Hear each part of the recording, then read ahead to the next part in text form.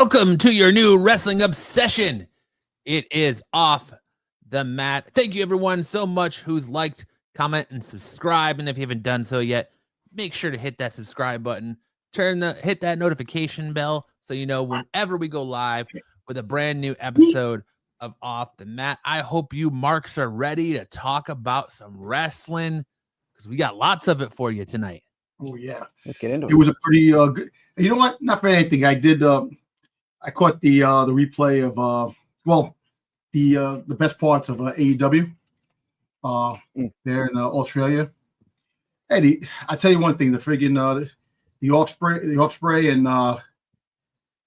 this is what's his name? You wanted to come? What the hell's his name? Oh, geez, I'm drawing a blank. Kenny Omega. Oh, Kenny Omega. That was a good match.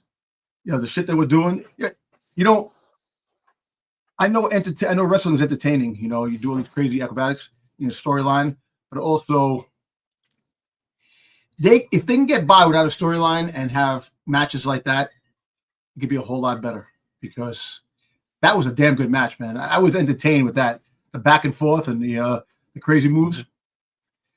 I was hurting just watching. Well, we'll talk a little bit more about AEW in Australia, mate, once we get to my terrible Australian accent. Once we get to our review section, I want to say what up to the chat real quick. Left us a comment right away. Kevin says, really, WWE Women's Division frustrated? Face palm. Yeah, we're going to talk about that in our news segment. Yep. But to kick off the show tonight, a little opening topic. Don brought up AEW in Australia. Let's talk about it. Have you seen all the stuff going on with AEW in Australia and the posts from Buddy Matthews, who hurt his ankle as they decided to use a 16 by 16 ring instead of a 20 by 20, which is typical of WWE and TNA. I believe TNA also, but WWE, and I think usually in the States, AEW uses 18 by 18 or 20 by 20, but 16 by 16 ring that you just got from a local indie promotion or some dude's buddy in Australia because he didn't ship a ring. Well, first things first. What I heard, he really messed up his ankle. Yeah, he lashed out about it on Twitter. Yeah, and then I'm sure he probably got a slap on the hand by old Tony Khan himself and took it down. He basically called him a shit show, like amateur hour, and paraphrasing here, of course, not his exact words. Those are mine, not his, but paraphrasing what he said. But yeah, man, he said that he jumped down and there was a space in between the padding and the ring and twisted his ankle. So and you kind of see him after the match start limping off as he's leaving the arena. Yeah, they showed they slowed him down. They showed they put the little circle around the foot and where the foot twisted. Ouch. I don't know, for a $1 billion company, for a $1 billion company, Tony Khan has a lot of money.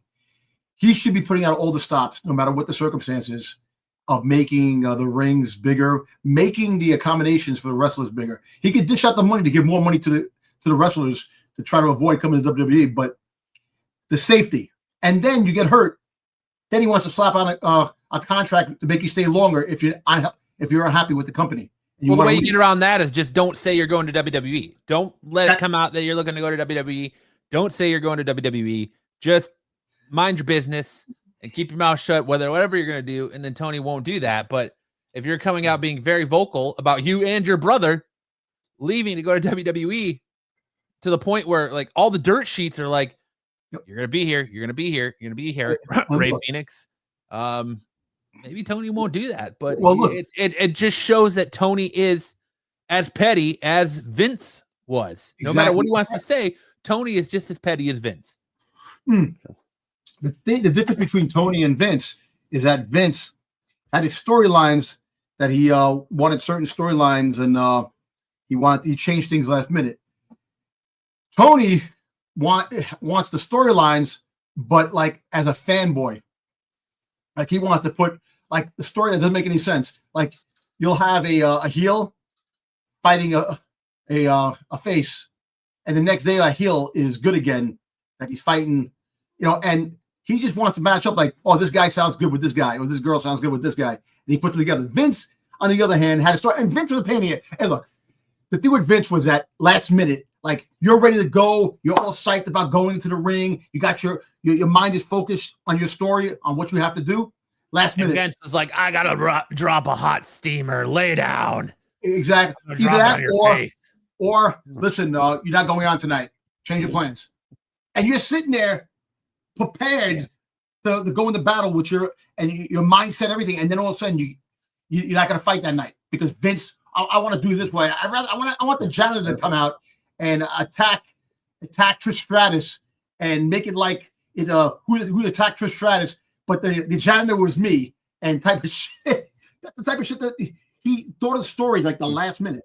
But Tony Khan, he does his thing with his stories, but he's a billionaire playing with his live action, figures, life-sized action figures is essentially what AEW is. Yep. He's playing with his real life action figures, playing it out, probably matches that I picture Francis from Pee-wee's Big Adventure playing in his bathtub. That's what I think Tony Khan is. He's just in his little room, which happens to be a giant arena, playing with his live action figures. And that's what AEW is. I'm going to be honest with you.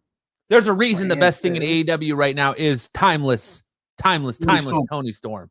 That there's a couple other little things in there, but I'm gonna tell you one thing about the storyline that they were gonna have, and all those rumors that were swirling around for Shane McMahon that he was gonna go to AEW and run stuff, this and that. That actually rumor sounded so much better than the whole plan they got. He would have came in, took over. Maybe. Tony Khan could have sat in the back. Tony Khan needs to get away. He needs to just go on the side and not be involved. Though there's reports out there right now that came out within the last 12 hours that Shane McMahon wanted to run things in AEW. He wanted to have creative control in AEW, and Tony Khan pretty much ghosted him. Tony Khan just didn't go with it. So I'm surprised. I mean, the Khans have more money than the McMahon, so there's no way that WWE is going to buy AEW.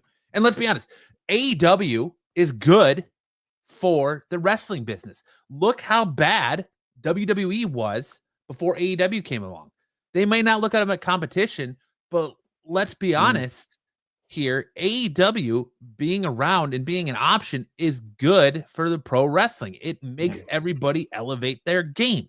Exactly. So it would be nice. And as a wrestling fan, I'm hoping that eventually AEW will get back on track again because it's good for professional wrestling for AEW to exist. If they go under, then WWE is already partnering with TNA.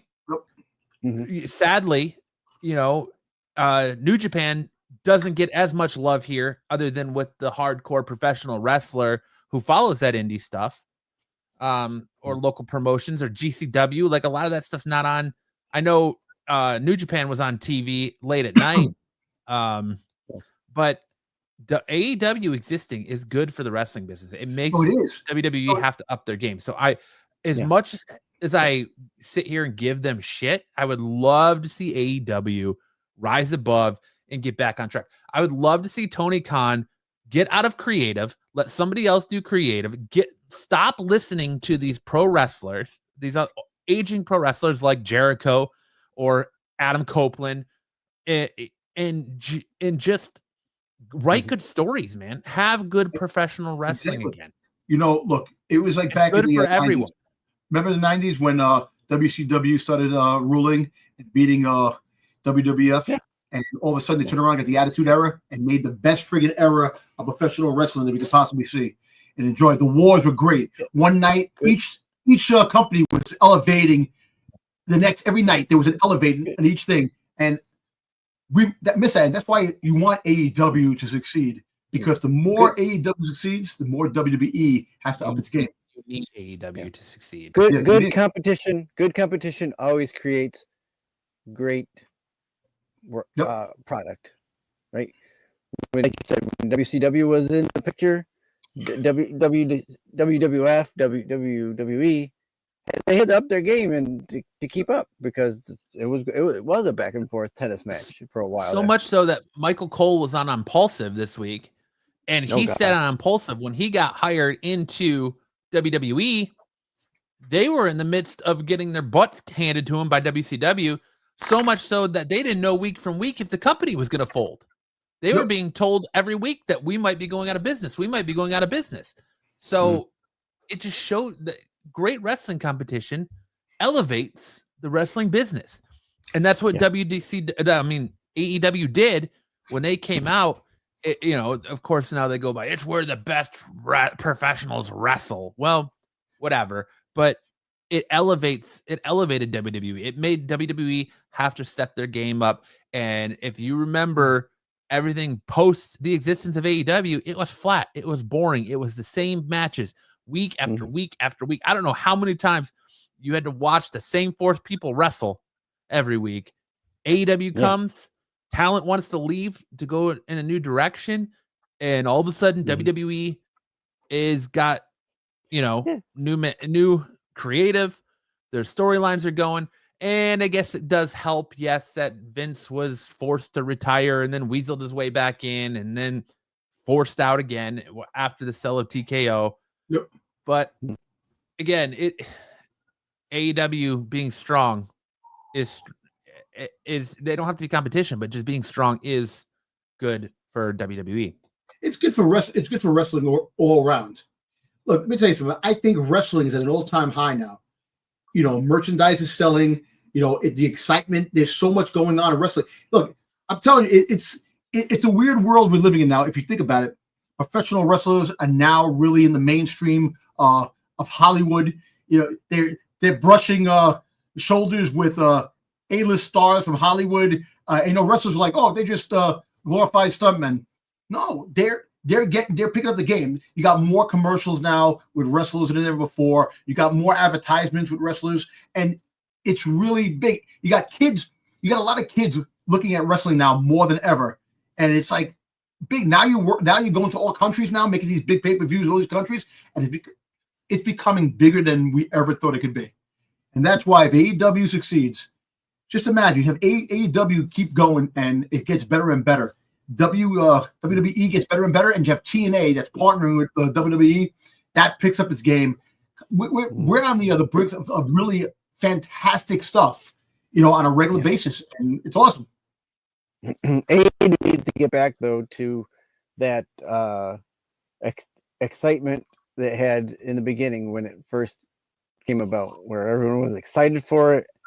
They have to try and recapture that time where everyone was, I'm watching AEW and I love it. People are watching AEW and they're lukewarm to it now. It's not as hot as it used to be. Did you ever watch the YouTube channel Being Elite with the young bucks? Every once in a while. That was hysterical. I was so into that. I was watching it when Cody Rhodes was possessed and all these people kept going WWE and saying matches, and it was funny, that Being Elite. And I was watching that, but now it tapered off. I'm like, really not. But that's the excitement that AEW was giving me when it first came on. I was like, oh, shit. Speaking of that, and I want to hear from the chat, or if you're watching this in rewind, let me know in the comment section below. Do you think the pivotal turning point for the downturn of AEW was the minute Cody Rhodes left and went back to WWE? Let us know. I'm genuinely asking you guys too. Like, do you think that was kind of like that turning point moment that AEW started its downward trend is the minute Cody Rhodes left to go back to WWE? I think I'm going to say this. Go first. I was going to say, I think when Cody left, a lot of the people in the locker room lost a little bit of faith in that, in what was going on, because Cody and the Bucks were the driving force for that company, and now all of a sudden he's gone, so you don't have that driving force from Cody anymore, and might have popped a few of their bubbles to have him leave. I think yes, it was the the tears in the fabric were happening after Cody left. You know, Cody when Cody was on, when he was aboard and partnering with the Young Bucks and partnering with Tony Khan and doing that and doing the press conferences, you know, there was that big excitement. They bringing in, you know, having new companies from the ground up, building it up, and having these this young talent mixed with some veterans that would definitely bring it to another level. The Cody thing when he left, you know, there was a lot of frustration with Cody. The reason why he did leave, you know, he was supposed to be a huge part of creative.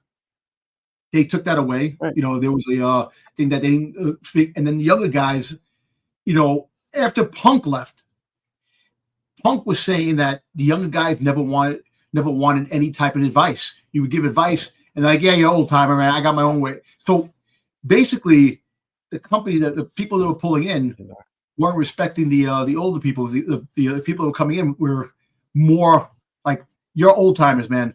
We're the future of this stuff. We don't need any advice from you. But in WWE, where you always hear that they like the feedback, Punk. Let me tell you something. Punk has been the most positive person since he's been back with WWE. In the back, they said that he's a different person. After that whole AEW situation that happened, and he came back to WWE when hell froze over when he came back. Everybody's saying, "Oh, he's a cancer. He's this. He's that." I think he actually elevated the division even more because there's a lot of people who do like CM Punk. That what he brings to the table. Cody Rhodes is another. Cody Rhodes is definitely another talk about. But I think the tears in the fabric when he left, but when Punk left, that's when things really started to really crumble more than anything else. Well, Cody, I think a lot of the Punk being on his best behavior in WWE too is the creative freedom. It's come out that backstage their promos are no longer written for them. They are given bullet points and sent out there to do their promo. So they have certain things they have to hit, of course, to promote their match for X, Y, and Z. But you know, there's no like complete script that they have to follow. And I think that's been really good for Punk. But Cody, when he was the EVP, was the guy that was like, hey, listen, I'm going to make this stipulation where I can't ever be AEW World Champion because I don't want to be the guy that just puts the championship on myself because I'm an executive and I can't. Very much like the Young Bucks have done. Very much like Kenny Omega did. Yep. You know, those guys are high up in the company over there, and they've been multi-time champions with AEW, where guys like, you know, Ricky Starks or really his name was just on my tongue in Darby Allin and Sammy Guevara, and there's a lot of good talent over there that haven't really been able to shine because they were outshined or made to step aside by the Young Bucks or Kenny Omega, who wanted to put, or Jericho even. Like, you had Hangman Adam Page had the title for a little bit, and MGF had the title for a little bit. Unfortunately, he got injured, but there's just a lot of stuff over there that they could be doing better to build these stars that they're really not doing. Well, you heard I guess listening today that there was they were talking about, you know, MJF, that him and Cody had a downfall with each other because he felt that Cody was taking away his shine as being a better wrestler. Because when they had the fight, Cody came out with the tattoo in his neck, and MJF felt that took away from the match, the tattoo, and he felt all kinds of ways. So there was a fallout too with the Cody and MJF. So a lot of people probably said, "Listen, this guy's full of himself. You know, we're not going to wrestle." And they probably were talking shit. They were probably talking shit in the locker room, talking in Tony Khan's ear, and they were probably the fact that they were disrespecting Cody too. And Cody probably said, "You know, I can't take this, man. You know, I try to put my input in this, and I'm not getting it. I'm getting too much pushback. Nobody wants to take advice. People feel like I'm taking away from them because I'm who I am. I want out.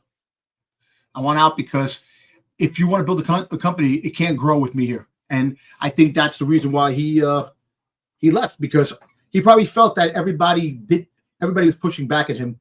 wouldn't take the advice. So nobody was going ahead. So he said, listen, best for the company, let me leave and go someplace else. And, and look at Perry and freaking Jungle Boy. Jack Perry. Jack Perry. That, it's funny. I never knew that was friggin' Luke Perry's son. When I first started watching things, I started looking at him. So he looks kind of like him, but I didn't put two and two until I actually found that out. Like, oh shit! But yeah, there's a lot of things swirling around in the locker room over there that he's a dick. You know what I'm saying? So it's kind of like everybody's got their own personal thing, and if you're a veteran wrestler, you don't want to put up with these young kids that they think they're full of themselves. And you come to wrestle, you want to do a job, you want to do things, and then plus, at the end of the day, as a veteran, you don't want to keep taking fall after fall. That's best for the business. You want to have some kind of equal ground, because if a young dude is coming up and you want him to be a hot prospect, the worst thing you do is make him lose. That takes the steam away from the wrestler. So, give or take, there's a lot of different things why these veterans are walking away. Like, look, I don't know, maybe Chris Jericho one day might pop up again in WWE television down the road, because you can never say never. Because at this point, I hope not. I hope not either. Jericho just needs to retire and be done. I love Jericho, but the stuff he's been doing in AEW the last year is kind of subpar to the Jericho I grew up watching. He gained weight. He's in his 50s. He's actually, who he reminds me of? It reminds me of freaking the lead singer, the freaking goddamn Motley Crue, freaking Vince Neil. Vince Neil got fat, all these things, and the way he was when he was on the road, Motley Crue. But look. Oh yeah. You ever hear sing? You can't understand what he says anymore. No, dude. The whole fact is, when he came up, all the people said that he was actually that the women loved him because of the way he can't sing for shit. But anyway, so that's what Jericho's turning out to be. He's not the wrestler that he was, because if you watch some of his matches, it's terrible. He is terrible. His matches aside, his promo last night was horrible. It was they're coming in and he's just like dead stare at the right straight in through the camera, like until someone said something. It was horrible. I'm like, what are you doing? That's another thing. The promos over there kind of they're not that good. The promos over there. I think the best mic work over there was Ricky Starks. That's now Ricky Saints. That's back with us.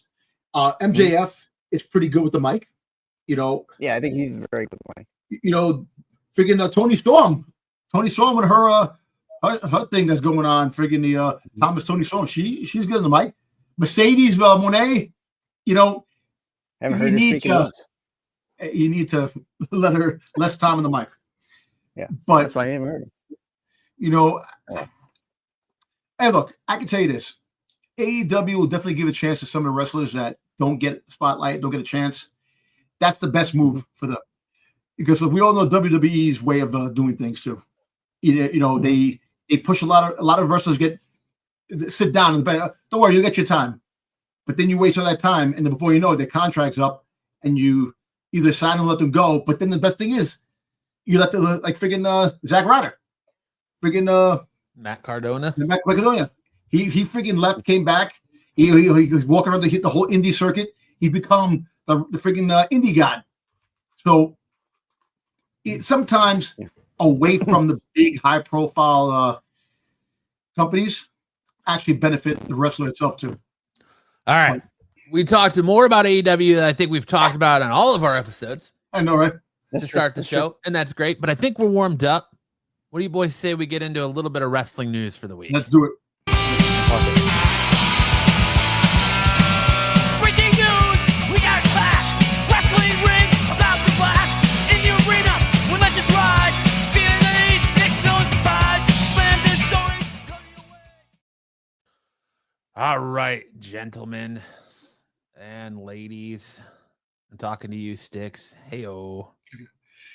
Gonna get into a little wrestling news, and of course, right as I kick that off, my slideshow goes down. So we're back up. Hey, Sticks is funny. Every time you go off the thing, he still talks. Like he gets. Yeah, I know. And then he's muted like No. 6 minutes after. But kicking us off this week, Shawn Michaels reportedly says he has 1 or 2 more matches left in him. During a Q&A that at the recent For the Love of Wrestling convention, JDC Fandango in WWE shared his dream match in NXT, revealing that Shawn Michaels told him just last week that he has 1 or 2 matches left in him. JDC, who was inspired by Michaels to pursue wrestling, expressed that while it's unlikely to happen, facing Michaels would be his ultimate dream match. Despite Michaels' retirement and his role overseeing NXT, he has hinted at the possibility of returning to the ring, potentially, perhaps WrestleMania 41. Oh boy, I got mixed feelings about this. I love Shawn Michaels. I think he is the showstopper, always will be. I think he should just sit back and enjoy the NXT days of being the other one that's running the show over there. You know, you can have him in fighting wise. You can have him in the segments with other guys like kicking Ron Breaker, doing some things. People, I don't see him wrestling anymore. I can't because he's 57? How old is he? Yeah, I can pull it up though. All right, because I'm 55. The power of the internet. We'll find out. Go ahead, Dom. Keep going. Like I'm 55, and I can barely figure walk him downstairs at work doing the. He's got. All right, he might be conditioned, but you know what? I understand the love of the game and play. You know, and doing what you can. He's 59. 59. So 59 years old.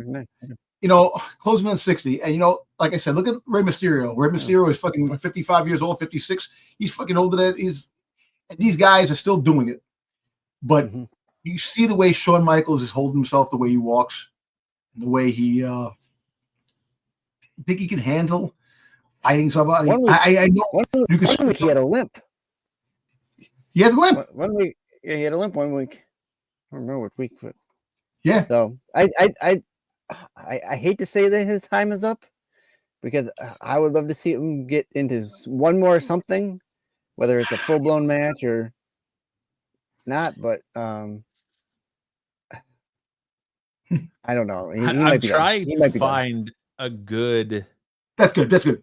I'll leave it there. I was trying to find the one that puts us all underneath it, but whatever. I'll just flop around it. Well, we'll try it again next slide. But yeah, I think you know what? Yeah. One more match, maybe if you want to do something just to like go off into the sunset. What they could do is have the retiring wrestling show. You can have freaking Cena, Goldberg, him, and a couple of the wrestlers are retired. Do the last match. Last match, a one night only. Last match. You have 5 matches. Guys are all going to retire at the end. Do something like that. I think Shawn deserves 1 or 2 more matches, especially with all the time he lost during his back injury. Yeah. If he feels like he's good enough to go 1 or 2 more matches, I'm for it. We could have a callback and have him go against KO at Mania. And call back to when KO tried to hit him with the package pile driver with his contract signing with Cody Rhodes. I'd be okay with that. I'd be okay with Shawn Michaels, you know, really facing anybody at WrestleMania in a retire match he wants. He hasn't really had that retirement match. Yeah. What was his last match? Was his last match the tag team match with him and Hunter in Saudi? I think so. I think. Before I couldn't. Before, I think there was one more after that. But. Before Triple H's heart attack, heart issue. You know. I don't know. You know what? Listen. I know I said harsh things that that was his last match. Was at Crown Jewel in 2018. 2018. You know what? And then he went to the home pandemic. You know what? Maybe one more match. 10 years ago. Not 2. One more match on the grandest stage of all, WrestleMania. You have him as a one of the other fights. You have him in there to go out. Like you could have the fight like they like Sting and Flair had before WCW was bought by WWE, or you could have the match when Shawn Michaels fought Flair, and he goes, "I love you," kicked him in the face. You can have some kind of a match like that, you know. But see, now that we picked the person that you want to fight, see, Shawn Michaels versus CM Punk. I think Shawn Michaels versus CM Punk would be a great match, but I also think Shawn Michaels versus Ricky Starks. I'm not calling him Ricky Saints. Not doing it. Okay. Not doing it. Ricky Starks. I can't call him Ricky Saints. We'll get into it in our NXT review, but Shawn Michaels versus Ricky Starks in NXT would be great for a last match at Stand and Deliver. So you would want a rookie type of young dude fight him for his last match. I want someone who's to his caliber of stardom in his heyday that can pull the old HBK out of him, that can pull whatever's left in him. Because I think all the time he lost and everything that HBK, minus the Montreal screw job, everything HBK gave to the business, he's got to have that one opponent that can pull that old showstopper, old heartbreak kid out of him for one more match, one more good quality match where he can walk away and say, my tank is empty. I'm fulfilled. What's done is done. I'm ready to go. Just like Triple H kind of has. You know, he had his heart attack, and yes, he can't wrestle anymore, but he's kind of said, I've had that last match. I've emptied the tank. I'm at peace. And it's kind of, to me, these comments and Sean saying that kind of says, like, I'm not at peace yet. I may have retired, but I'm not officially at peace. I need to find that. I deserve this. Give me that one last ride. And I think maybe the likes of an AJ Styles. Ricky Starks. CM Punk, anybody, most of, anyone in NXT. But I think you got to get him a caliber of a star like that's going to potentially be that he was, or how about someone like Carmelo Hayes? To get him back on. No, I don't think Carmelo Hayes cuts it, man. No. The whole point of a retirement match is to put that person over. So it's got to be somebody that Sean's going to give that nod to, right? He's got to give that nod of approval to go over. And I think that's kind of why we haven't seen a Goldberg retirement match yet. They kind of set it up with Gunther, but I wonder if Goldberg maybe came back and said, I don't want to give him my nod of approval. It's got to be somebody that he's willing to put over. So that's why I'm saying, like, an up-and-coming talent like a Ricky Starks for Shawn Michaels, or maybe someone who's also, in the ring and still doing it like an AJ, but can still do it at a high level like an AJ Styles. Yeah, anything like that. Not that AJ Styles really needs that rub from Michaels anymore, especially since Styles is coming to the end of his career. But I just think if the man wants one more match, give him one more match, let him empty that tank, and let him go out into the sunset fulfilled and feel like he's going out on his terms. Let me throw a name at you. Now he's out injured right now, and maybe when he gets back. What about JD McDonough? McDonough. Didn't Shawn Michaels train McDonough? I mean, that would work if McDonough was given a good storyline once they break up the Judgment Day. Well, I tell you this, the fact is that when he went out, people thought he was awesome in that fight. So he's got the fans backing him now. So I guess when he comes back, he's going to have a lot more fan follow. More respect. We'll see. I mean, you can make that part of a storyline where they push him into having a match with Michaels. He beats Michaels, and they think he's going to come back to Judgment Day, and he says, "Nope, I'm going out on my own."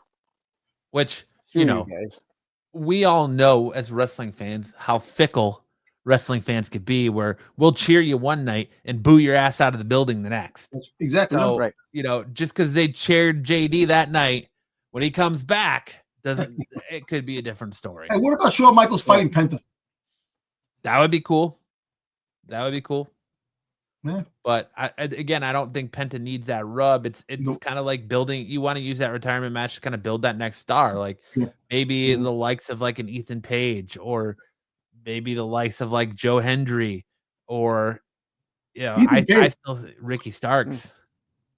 Yeah. Now, you know what? You're right. It's just you need somebody like that caliber to or a Kevin Owens, because I think the likes of a Kevin Owens could amplify Sean and make Sean, maybe Kevin can take bumps that Sean can't take anymore, and he'll still pull the best out of him. Because let's face it, Kevin Owens is able to pull the best out of anybody. Yep. Like, he can kind of carry and pull the best out of anyone. I mean, just look at his impromptu match with Stone Cold at WrestleMania. What was it, last year or the year before? So I think Kevin Owens could do it, and it would make sense to the story, given that Kevin was going to hit him with a package pile driver and Sean super kicked him. But who knows? I just think let the man have one or two more matches. Let him empty that tank and let him go off into the sunset. Yeah. Agreed. Any final thoughts on Shawn Michaels? No, man. It's the showstopper.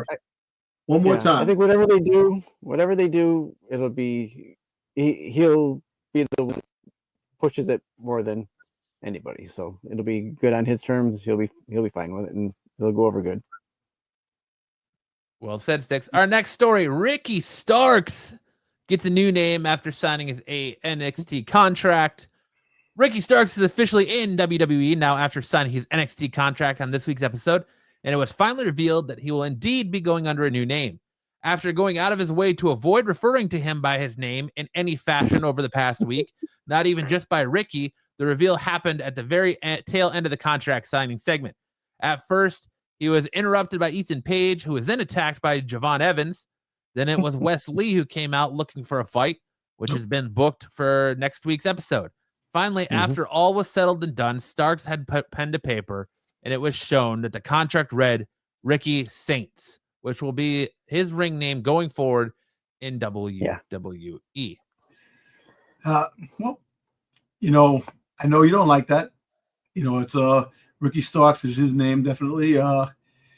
But I told you that the reason why he did it, lives in New Orleans. He's a Saints fan. I think that's an easy out. Yeah, I know. I kind of wonder if it was part of the stipulation for Tony Khan to let him go. If it was, look, you built your stardom here as Ricky Starks.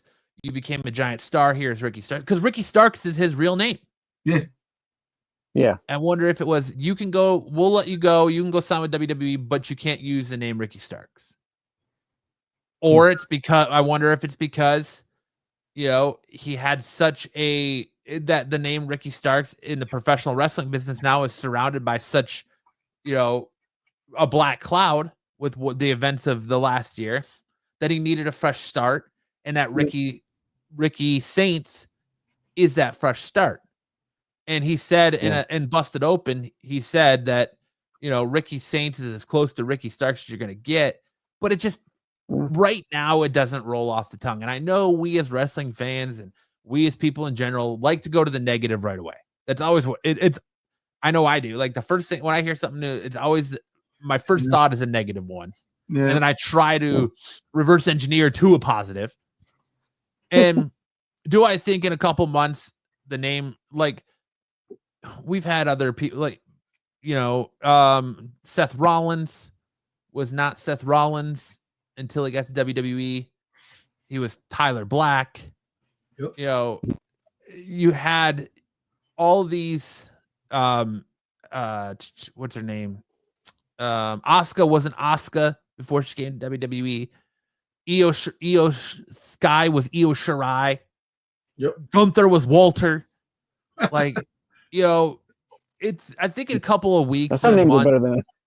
The name, Ricky Saints will grow on me and the rest of us. I know I just said I'm never going to call him Ricky Saints, and right now it just feels very foreign and unnatural. He's Ricky Starks. I know him as Ricky Starks. I knew him in the Indies as Ricky Starks. I knew him in AEW as Ricky Starks. Ricky Starks is the name when the crowd's chanting his name, and now you want everyone to pivot to calling him Ricky Saints. How about Ricky S? Yeah, I'm just, they could have called him Richard Starks. But Mr. Starks, like Tony. I was thinking, just use like Ricky Nola or something like that if you want to make a connection to where he's from. Yeah, then- and I just think it happened so quick, and I don't know if Tony Khan, like I said, Tony Khan said, you can go over there, but you can't use Ricky Starks. That's part of our agreement. Or if he just wanted a fresh start because there's such a black cloud around Ricky Starks after everything that's gone on with AEW in the last year and being sidelined and in the indies, that he just wanted a fresh start. And, he just went with Ricky Saints. Well, also, you got to look at the fact that it could be a tit for tat. WWE signed this thing to take away Edge's name, and Edge is Cope. Now, going into the thing, maybe that was that, and kind of like. Well, I think it's different when they trademark a name like Edge. I think Ricky Starks held the trademark to his own name, but to me, like I posted on social media, I posted on WWE's Facebook page.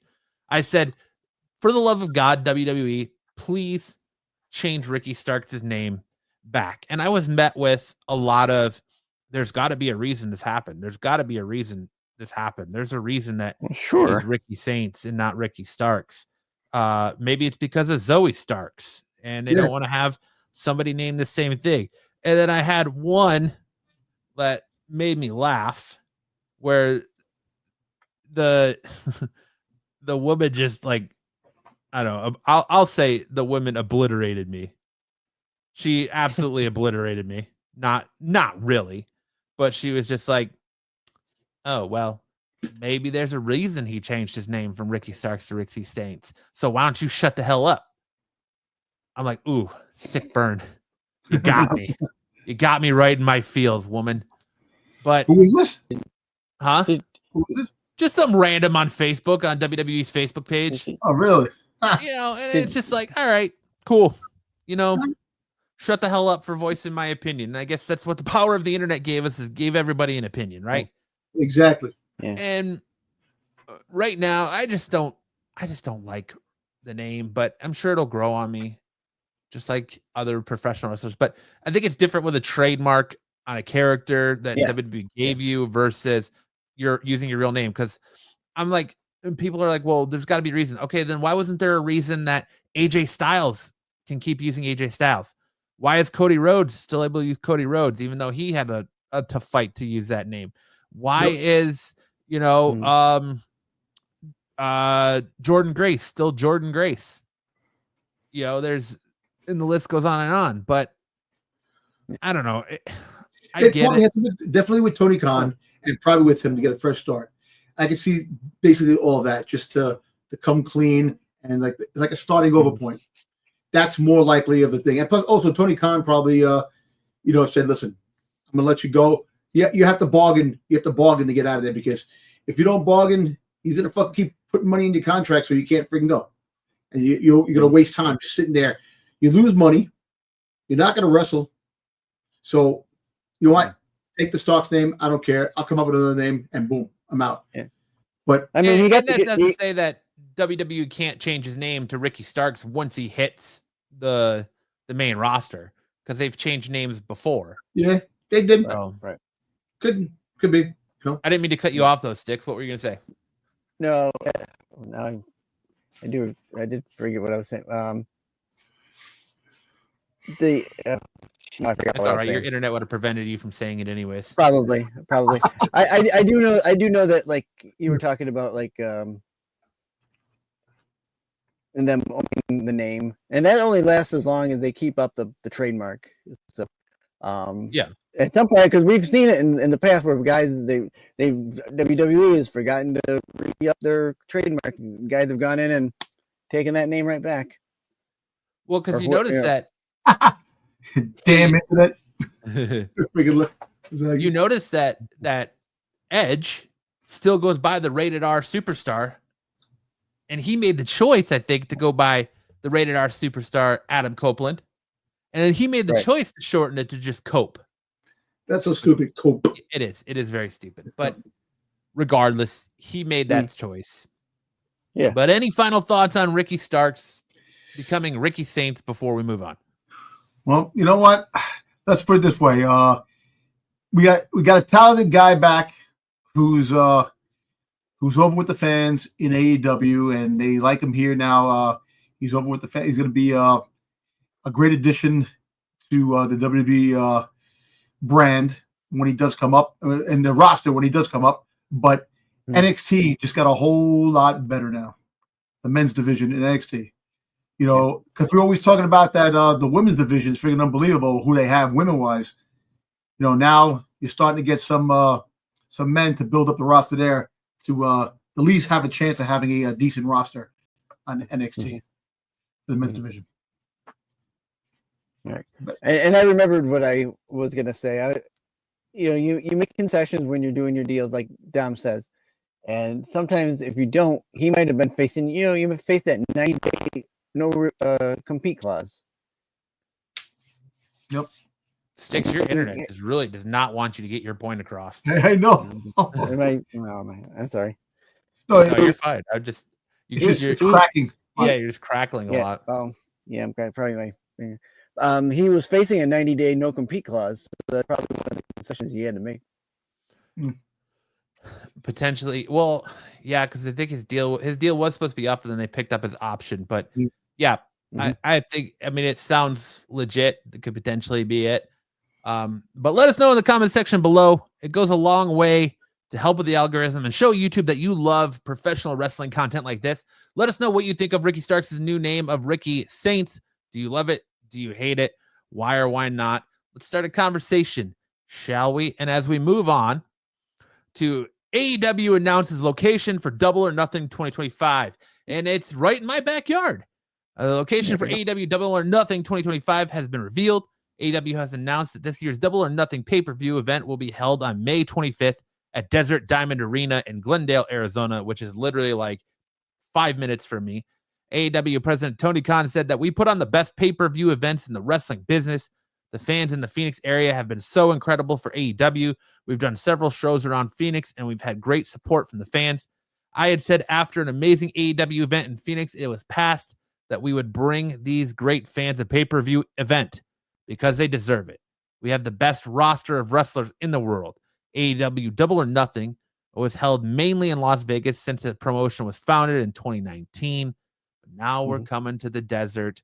Tickets for pre-sale go on sale tomorrow, Friday the 21st, and then for the general public on the 24th, Monday the 24th. I will be trying to get tickets to Double or Nothing for sure. Cool. You know what? Yeah. Hey, look, Vegas, another thing too, it's kind of crazy that they had it in Vegas for so long.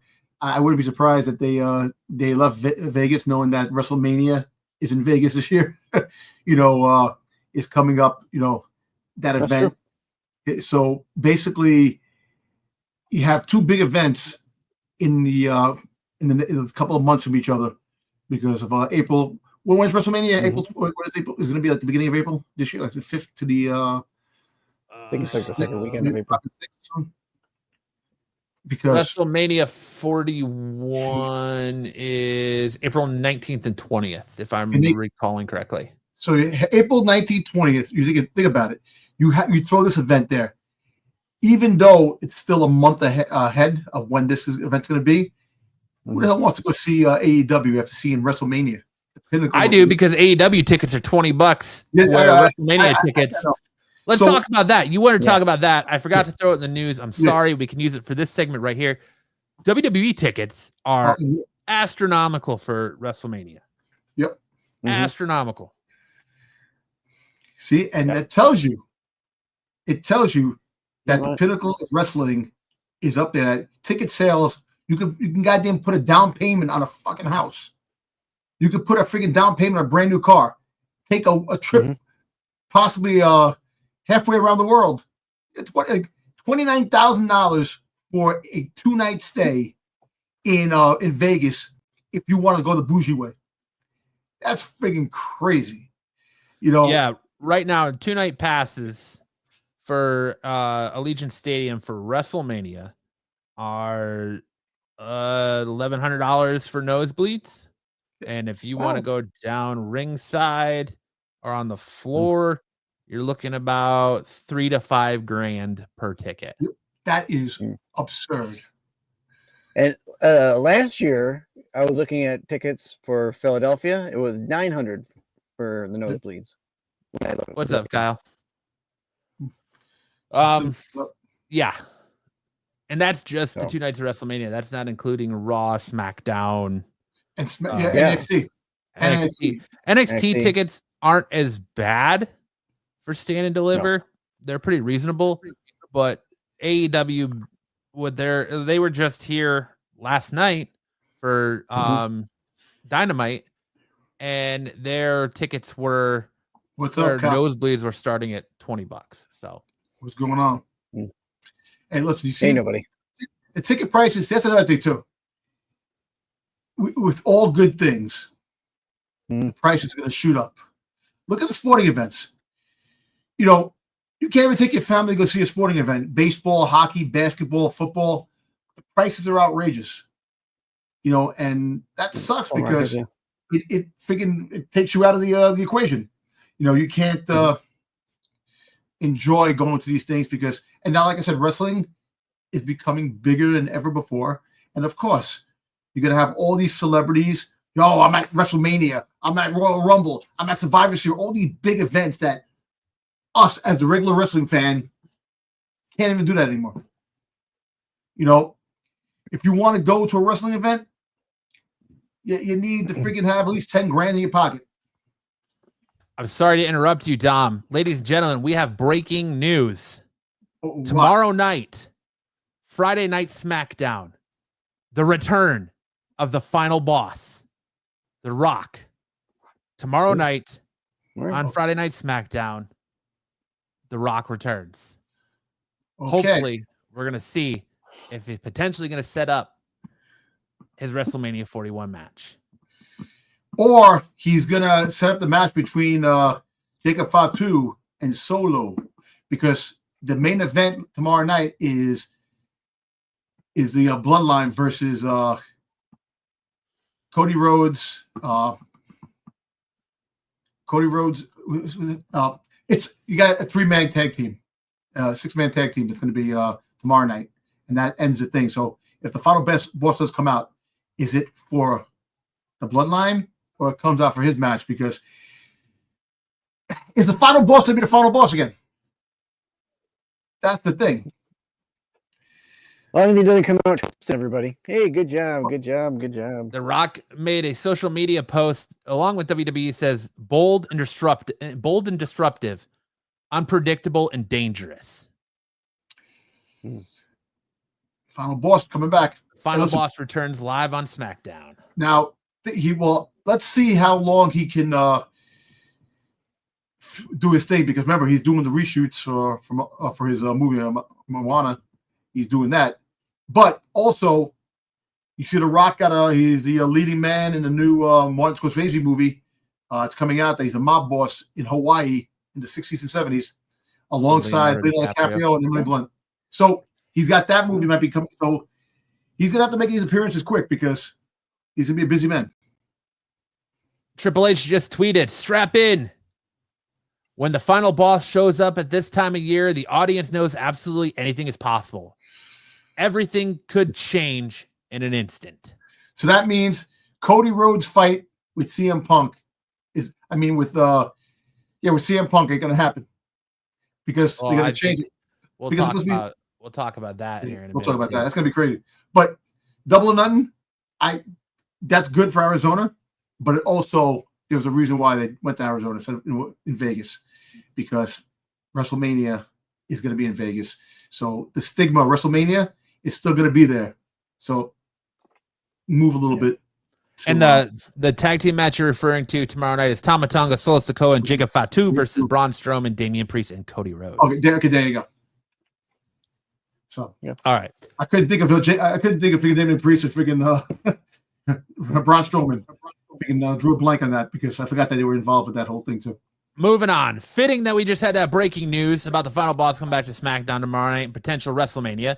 We have some rumor about WrestleMania plans, chamber favorite, and more. WWE is gearing up towards a match between Solo Sikoa and Jacob Fatu at WrestleMania 41, according to WrestleVotes on a recent Backstage Pass Q&A podcast. I think we all kind of knew that was coming and where they were leading, especially after last Friday night on SmackDown. On that same show, WrestleVotes said they don't think Finn Balor versus Dominic Mysterio is happening at WrestleMania. Instead, they've heard potentially AJ Styles for a singles match with Balor. That'd be great. Not Braun Breaker versus Styles, which they kind of alluded to on Raw on Monday when Breaker tried to spear Styles. Styles moved, and Dominic Mysterio got hit instead. I actually think the AJ Styles and Finn Balor match would be great. They have a fought. Yeah. Well, in for that. they were in the Bullet Club together and the last time they came face to face when Finn Balor went back down to NXT, they had the little thing when they were in NXT. So that'd be a good match. I like to see first time matches, if that happens. But Ron Breaker, his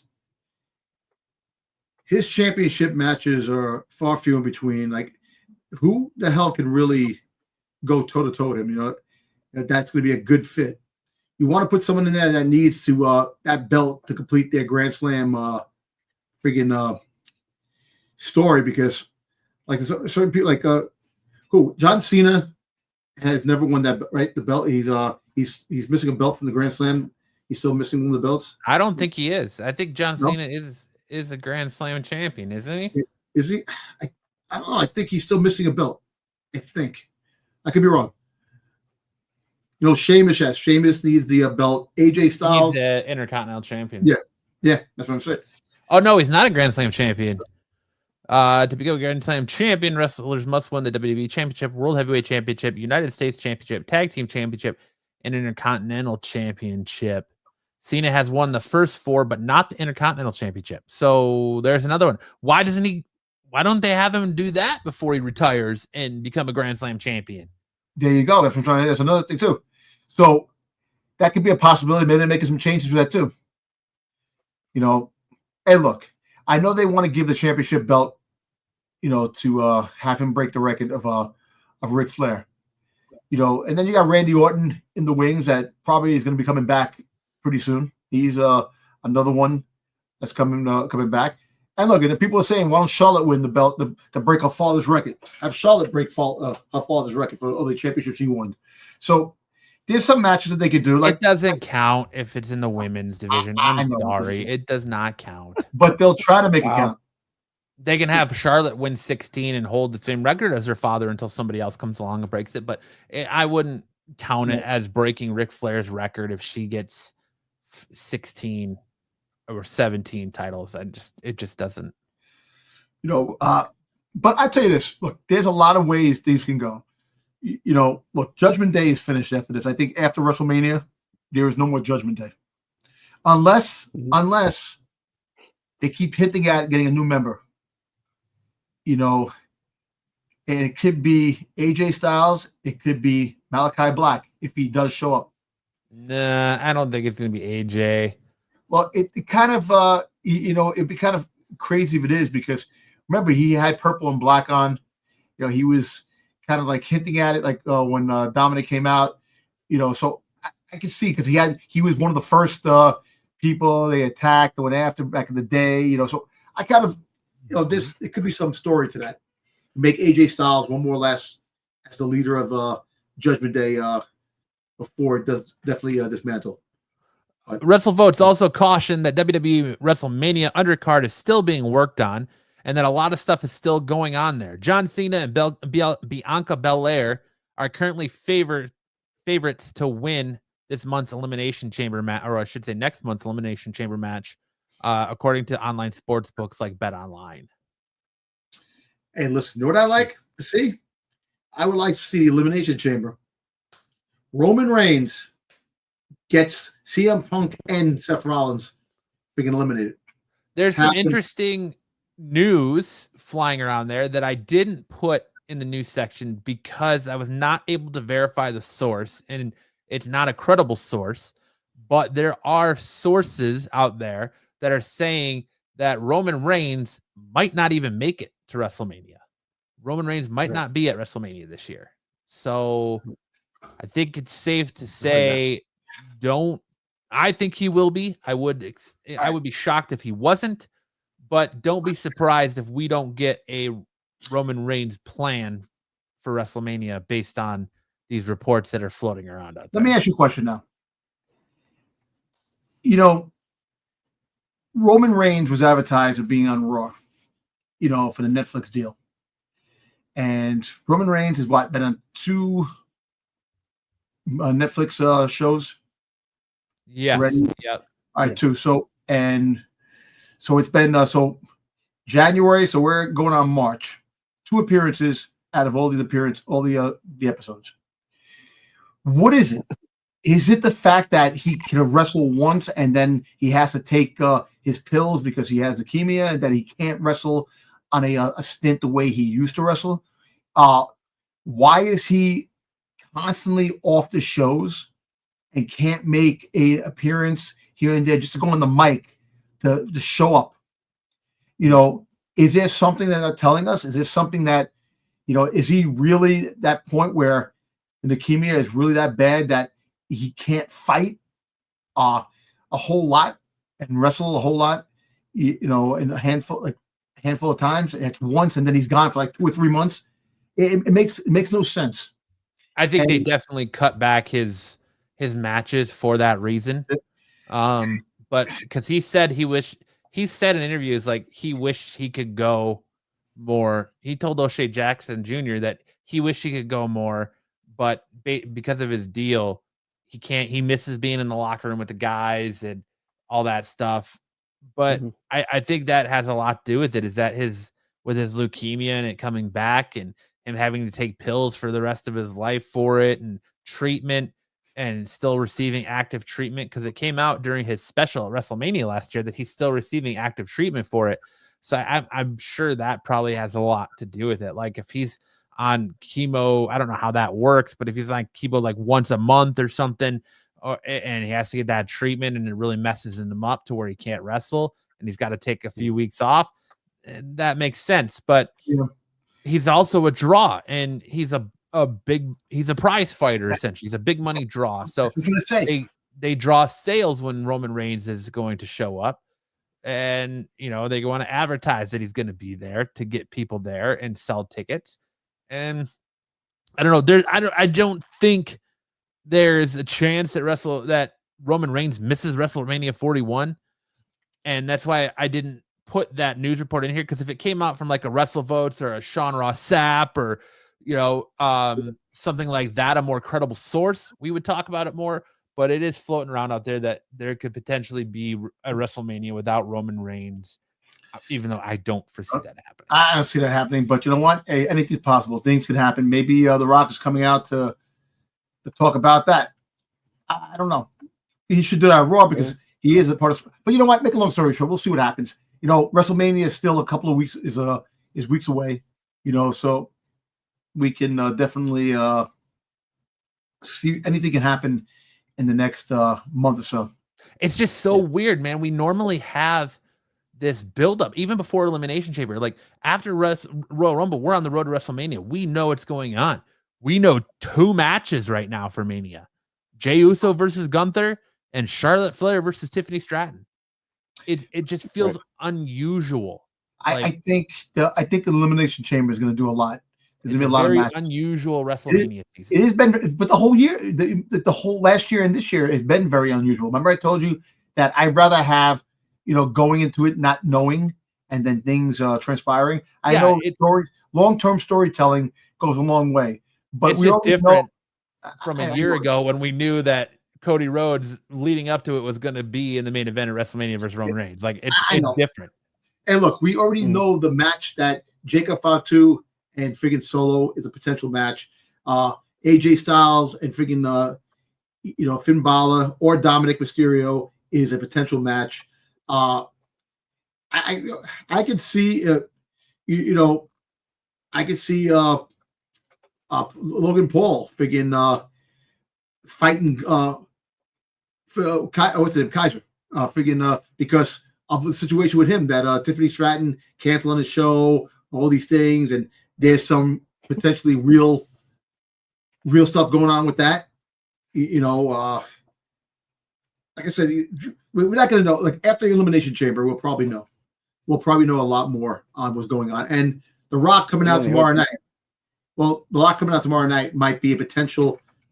I'm going to come in it's going to be me versus Cody. Final boss is back.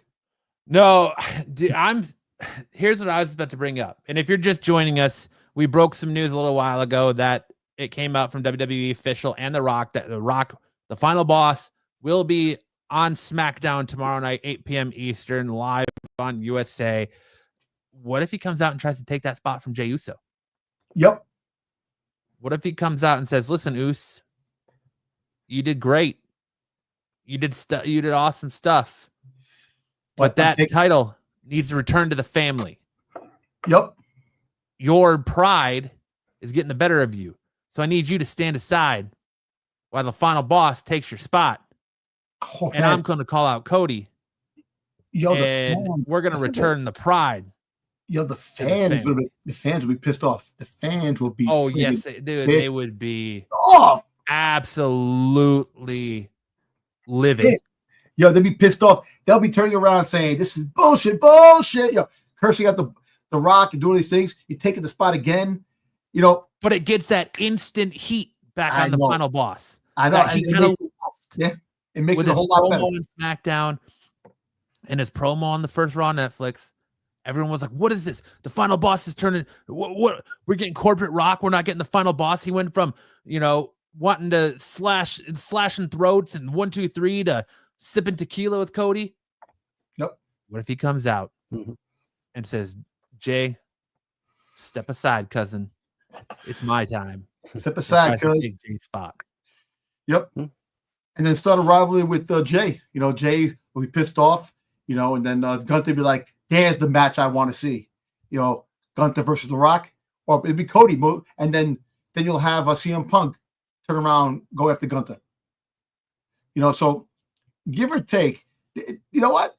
That change-up could, Matt, you might be onto something there. That actually, I hope it doesn't happen because I really want to see Jey Uso win the championship. But it's a swerve that they could potentially. It gives you the same heat that Cody had last year when The Rock tried to take Cody's spot, but now it's on a different level. That could be the definitive end of the bloodline because The Rock is trying to do it to his own family now.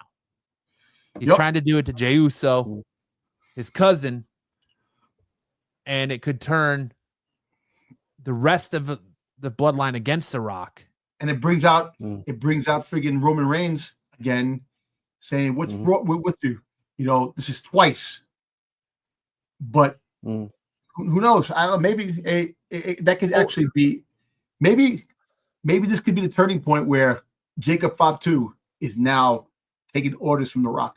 I was going to say that too. We get The Rock come out and Solo and Jacob are facing off, and The Rock says, "Listen, Solo, you lost. There's consequences to losing in my bloodline. Yep. You're out of here." And then Jacob Fatu and Tama Tonga jump him. And that's how you get the match for WrestleMania. Yep. Or we find out what the final boss gave Cody. He gave a watch back. A watch. It was a watch that he gave back. You think he gave him his dad's watch? The Rolex? Yeah, the Rolex. Yeah. But then again, you get the storyline. My heart again. It goes, "Break my heart again. Don't break my heart." So I kind of hey, listen, it can go either way. Or The Rock can come out just to introduce, I got a new movie coming up. Yeah. You do some stupid shit like that. No, I think a last minute surprise if that was the case, it would have been, "Hey, The Rock's going to be live on SmackDown this Friday night." The fact that it's a 12th hour the night before. No, but it'd been better if he came out without even knowing. Came out. Or a tweet. The hell with the tweet. Imagine you just came out. Imagine you were watching it. All of a sudden, The Rock come out. "The Rock is here. What the hell?"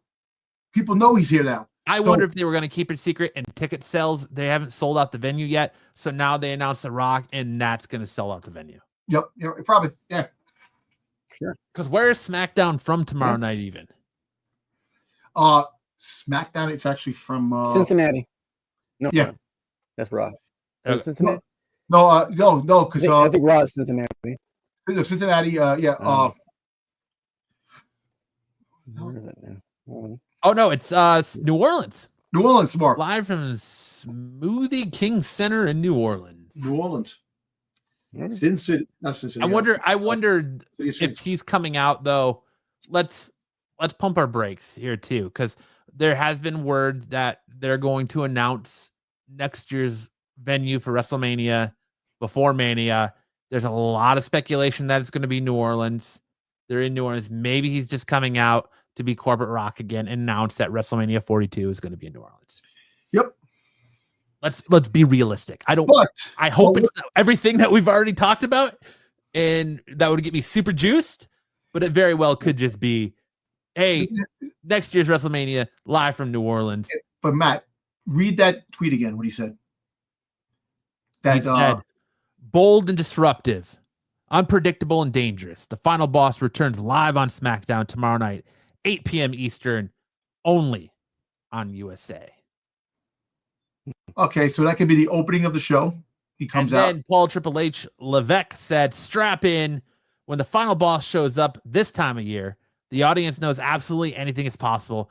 Everything could change in an instant, which leads you to believe that's going to be some swerve towards WrestleMania. Yes. But maybe, again, it's to sell tickets. Maybe it's, again, to draw viewership, because viewership for SmackDown has been low, and it was low last week. Maybe it's to draw viewership for SmackDown to bump those numbers and also promote WrestleMania next year. Yep. Okay. Hey. Maybe The Rock's coming out to say, listen, I'm not going to make it, because Dave Meltzer came out a few weeks ago and said The Rock wasn't going to be at WrestleMania.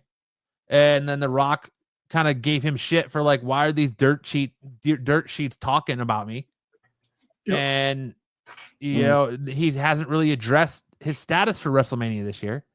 And maybe this is that. Who knows? It's only speculation. Find out tomorrow night on SmackDown. It stinks that you guys are going to be on the Qualified tomorrow night, because I would love to go live and talk about it after it happens. I know. Unless it's just like a dud, but there's so much it could be.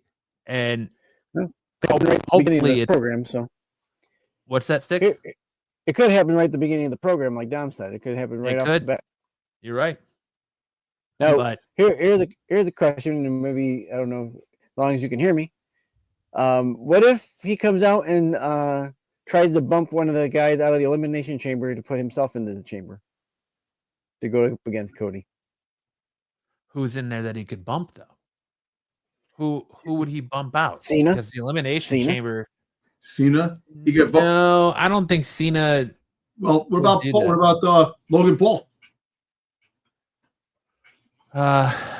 Potentially Logan Paul.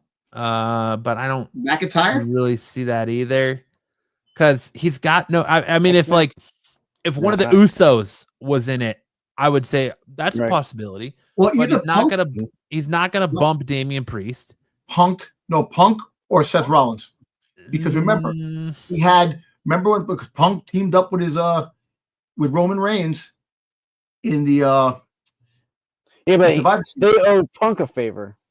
But Punk and Seth are on Raw. They're not advertised for SmackDown tomorrow night. So if he was on Raw, then but then again, the final boss could be anywhere. He can go anywhere. He can show up anywhere. And remember, the show's it's still intertwining, even though you have your set rosters. Think about it. Well, what if my prediction for WrestleMania happens at Elimination Chamber? What if at Elimination Chamber, Logan Paul's coming out and The Rock jumps him before he can get into the chamber, takes him out, and The Rock walks into the chamber and gets into the pod? There you go. Could be. But then you're going to have one Logan Paul versus the final boss. Okay. What's wrong with that? It could potentially lead to a Logan Paul, a CM Punk Logan Paul match. You could have a Logan Paul Finn Balor match. You could have Logan Paul face anybody at Mania.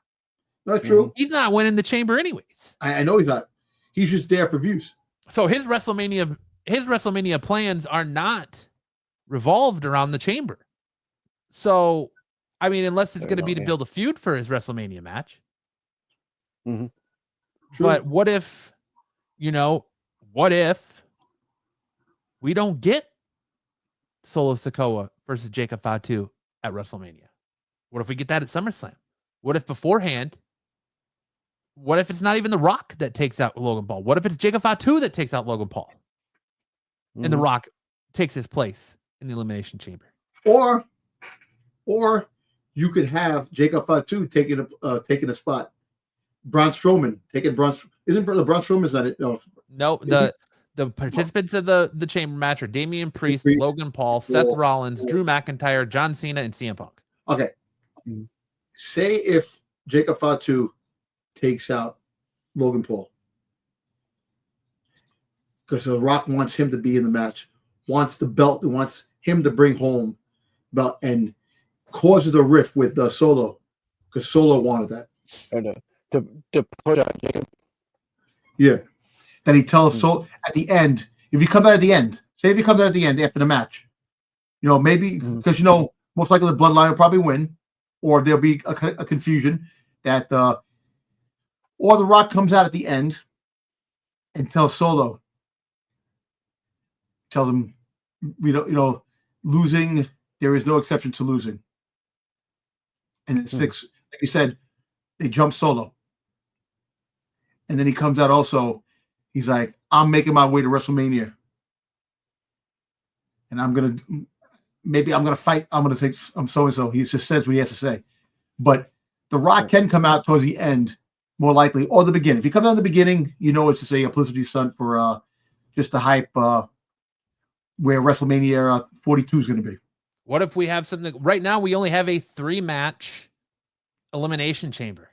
We have the men's chamber, the women's chamber, and Sami Zayn versus Kevin Owens in their unsanctioned match. Yeah. We're getting ready. We're rounding home. We're rounding third. So we have 2 more SmackDowns. We have this one, and then the next one, which is the go home show for Elimination Chamber. We have 1 more go home Raw for Elimination Chamber. So that means they have 3 opportunities to give us at least 1 more match at the Elimination Chamber. What if the events tomorrow night on SmackDown, we see Jacob Fatu versus Solo Sikoa at Elimination Chamber instead of Mania? And then that's when we get Logan Paul taken out. Logan Paul, The Rock interjects himself. Logan Paul comes out, calls out Jacob Fatu, and then, or Solo Sikoa takes out Logan Paul. And to show The Rock, I'm doing this for the family. I'm trying to get back in the main event for the family. And then we get we get Solo Sikoa versus Logan Paul. Could be. Okay. I think it's all up in the air. This made me so much more excited for tomorrow night's Friday Night SmackDown. The possibilities are endless. Let's pray and hope Triple H books this. The way we're speculating, that makes this WrestleMania season, it blows the roof off of it. And then you turn around and it's just a simple publicity stunt. I got new tequila. Yeah. WrestleMania 42. Check out my movie, WrestleMania 42 in New Orleans. Yeah. And my mana. Yeah. Yeah. Exactly. So we'll see. All right. Enough of that. We talked this too much. All right. We are getting word of frustration in the WWE over the booking of the women's division. There's been growing frustration among the women over the WWE booking of the division and WrestleMania 41. A new report from Sean Ross Sapp suggests that several superstars are unhappy with how they're being used at the moment. Some have been left wondering why men's programs are used so regularly and they get repeated, while fresh ideas for women are rarely used. Sapp also highlighted the addition of a new title to the women's division, I should say titles, but noted that the lack of consistent booking over multiple brands. Listen, we've talked about this ad nauseum on this show. Dom, specifically with how these titles should be and need to be on pay-per-views. Yep. We talked about it in our Royal Rumble segment. Why do we have mid-card champions in the Rumble match going for the main championship? That was my question. Why do we have 2 PLEs in a row in the Royal Rumble and Elimination Chamber that are being almost booked identical. Sub Kevin Owens for Sami Zayn for Cody Rhodes, and you have almost the same exact card. You have the men's match, men's elimination chamber match, women's Rumble, women's elimination chamber match. Cody Rhodes or Kevin Owens versus Sami Zayn in an unsanctioned match. Kevin Owens versus Cody Rhodes in a ladder match. You are almost booking two identical PLEs. Yep. And look, I'm going to tell you this. The women's division doesn't get no love. And I'll be honest with you. You have two brand new champions in Valkyria and Chelsea Green. Chelsea Green. They should be in the freaking goddamn elimination chamber fighting for those with those belts and having somebody step up. It makes no sense that you do put them in the Royal Rumble match and they already have championships. Anybody who's a champion should be eliminated from the Royal Rumble because they already have a championship. You know, I know you want to book women, have all the women come in the thing and do that. It's fine. But you should, these pay-per-views, every champion should be up and ready to go on all these pay-per-views. Let me ask you this, Dom. Why is it that Lyra Valkyria has been a workhorse with this Women's Intercontinental Championship, and Chelsea Green has barely defended that Women's United States Championship? Well, I'm going to tell you this. Piper Niven is going to be her challenger, is going to fight her for that belt. That's in the work. That's definitely in the foreseeable future. Look, you got these championship matches. What you should do is, if you really want to get things, you can't put them on pay-per-views. You put them on the regular shows, and you have them on the regular shows. Those belts should constantly be friggin' used. There should be a match every time with those belts. Let's up the ante. All right, we're going to up the ante. Why is Lyra Valkyria versus Dakota Kai a Raw match next week and not our fourth match at Elimination Chamber? Because Cody Rhodes, the Sami Zayn and Kevin Owens match. Look, when you put these matches, when you have these men's division matches, they take away from the women. There's only so many matches they can do. And look, remember the pay-per-views are like 3 hours? You know, now they're cutting down the pay-per-views. Well, they starting early. You know, the Elimination Chamber matches, last an hour? That's so you have the women's, the last about an hour. You get the men's, the last about an hour. That's already 2 hours going into the match, into the pay-per-view. How much more can you put in there with putting into the match? 2.5 hours, you could have the Sami Zayn fight match and then have the women's fight. I guarantee there'll be one more card, one more match for the Elimination Chamber. And I wouldn't be surprised if it's not a women's match. It should be Dakota Kai versus Lyra Valkyria because they had a banger of a match for the title on Raw. Yes, they did. Exactly. It was very easily could carry a pay-per-view match. That match needs to be on a PLE. It should not be on Raw. Now, let me ask you something. What happens if Dakota wins? I don't think that's going to be the case. That's not going to be the case. It's going to be a fight. No changing of the belts. None of that, and that's not fair because, like I said, she's always getting hurt, so that's why they don't give her the opportunity. But if she's going to win, they would have had it on pay-per-view. My only speculation of why it's on Raw is that Lyra's going to win, and after she wins, you're gonna hear Becky Lynch's music hit, and she's gonna come back and challenge Lyra for that title at Mania. Listen, with these women's mid-card titles, you have deserving superstars that are sitting back there. Let's bring up a name, Natalya. You had Natalya do a couple of things in NXT, and then she appeared in the Rumble. She had a good showing in the Rumble. She's been a very pro-company woman, always putting the company on her back, willing to do whatever it takes for the company. Why isn't she getting a shot at these? Well, look at that thing, too. You know, okay, it's you got Trish Stratus. Remember, she's going to be in Orlando. She's going to be at the Elimination Chamber. I don't want to see these washed up. I shouldn't call Trish washed up. That's harsh. I don't want to see these legends come out of retirement to try and add to their legacy by winning these championships. I don't want to see that. I don't want, the Nikki and Brie Bella coming back to try and be tag team champions or go after these Intercontinental. Intrigue to come out of retirement isn't what I want to see, because that takes away from current and upcoming talent. But somebody who's been there, who's willing to be the workhorse like Natalya, getting overlooked. Listen, I think Lyra deserves it. I think Chelsea Green deserves it for what they've done. But how is it that Natalya hasn't gotten a shot yet? How is it that Mi Chin's gotten not one, but 2 shots at it? And now Dakota Kai's got not one, but getting 2 shots at it.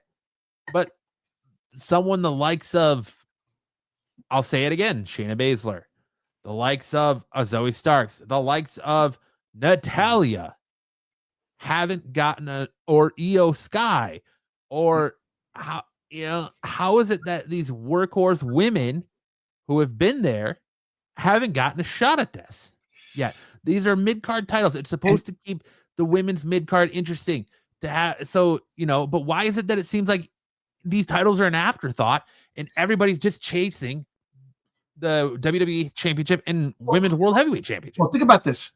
Remember the women's tag team championship that they had the championship and they didn't fight for like weeks, and then they don't know how to book. Me personally, I think they don't know how to book a women's championship. Because like I said, every pay-per-view should have the championship, regardless of the fact. There should be a championship match, regardless of the fact.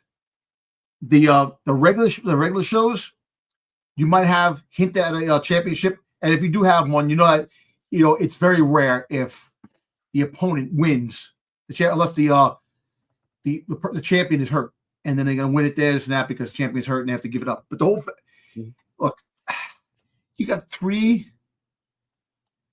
shows: Raw, SmackDown, NXT. There should be a constant flow of the show. Like Julia should fight either SmackDown or Raw. She's a champion. There's no reason why she needs to be in NXT.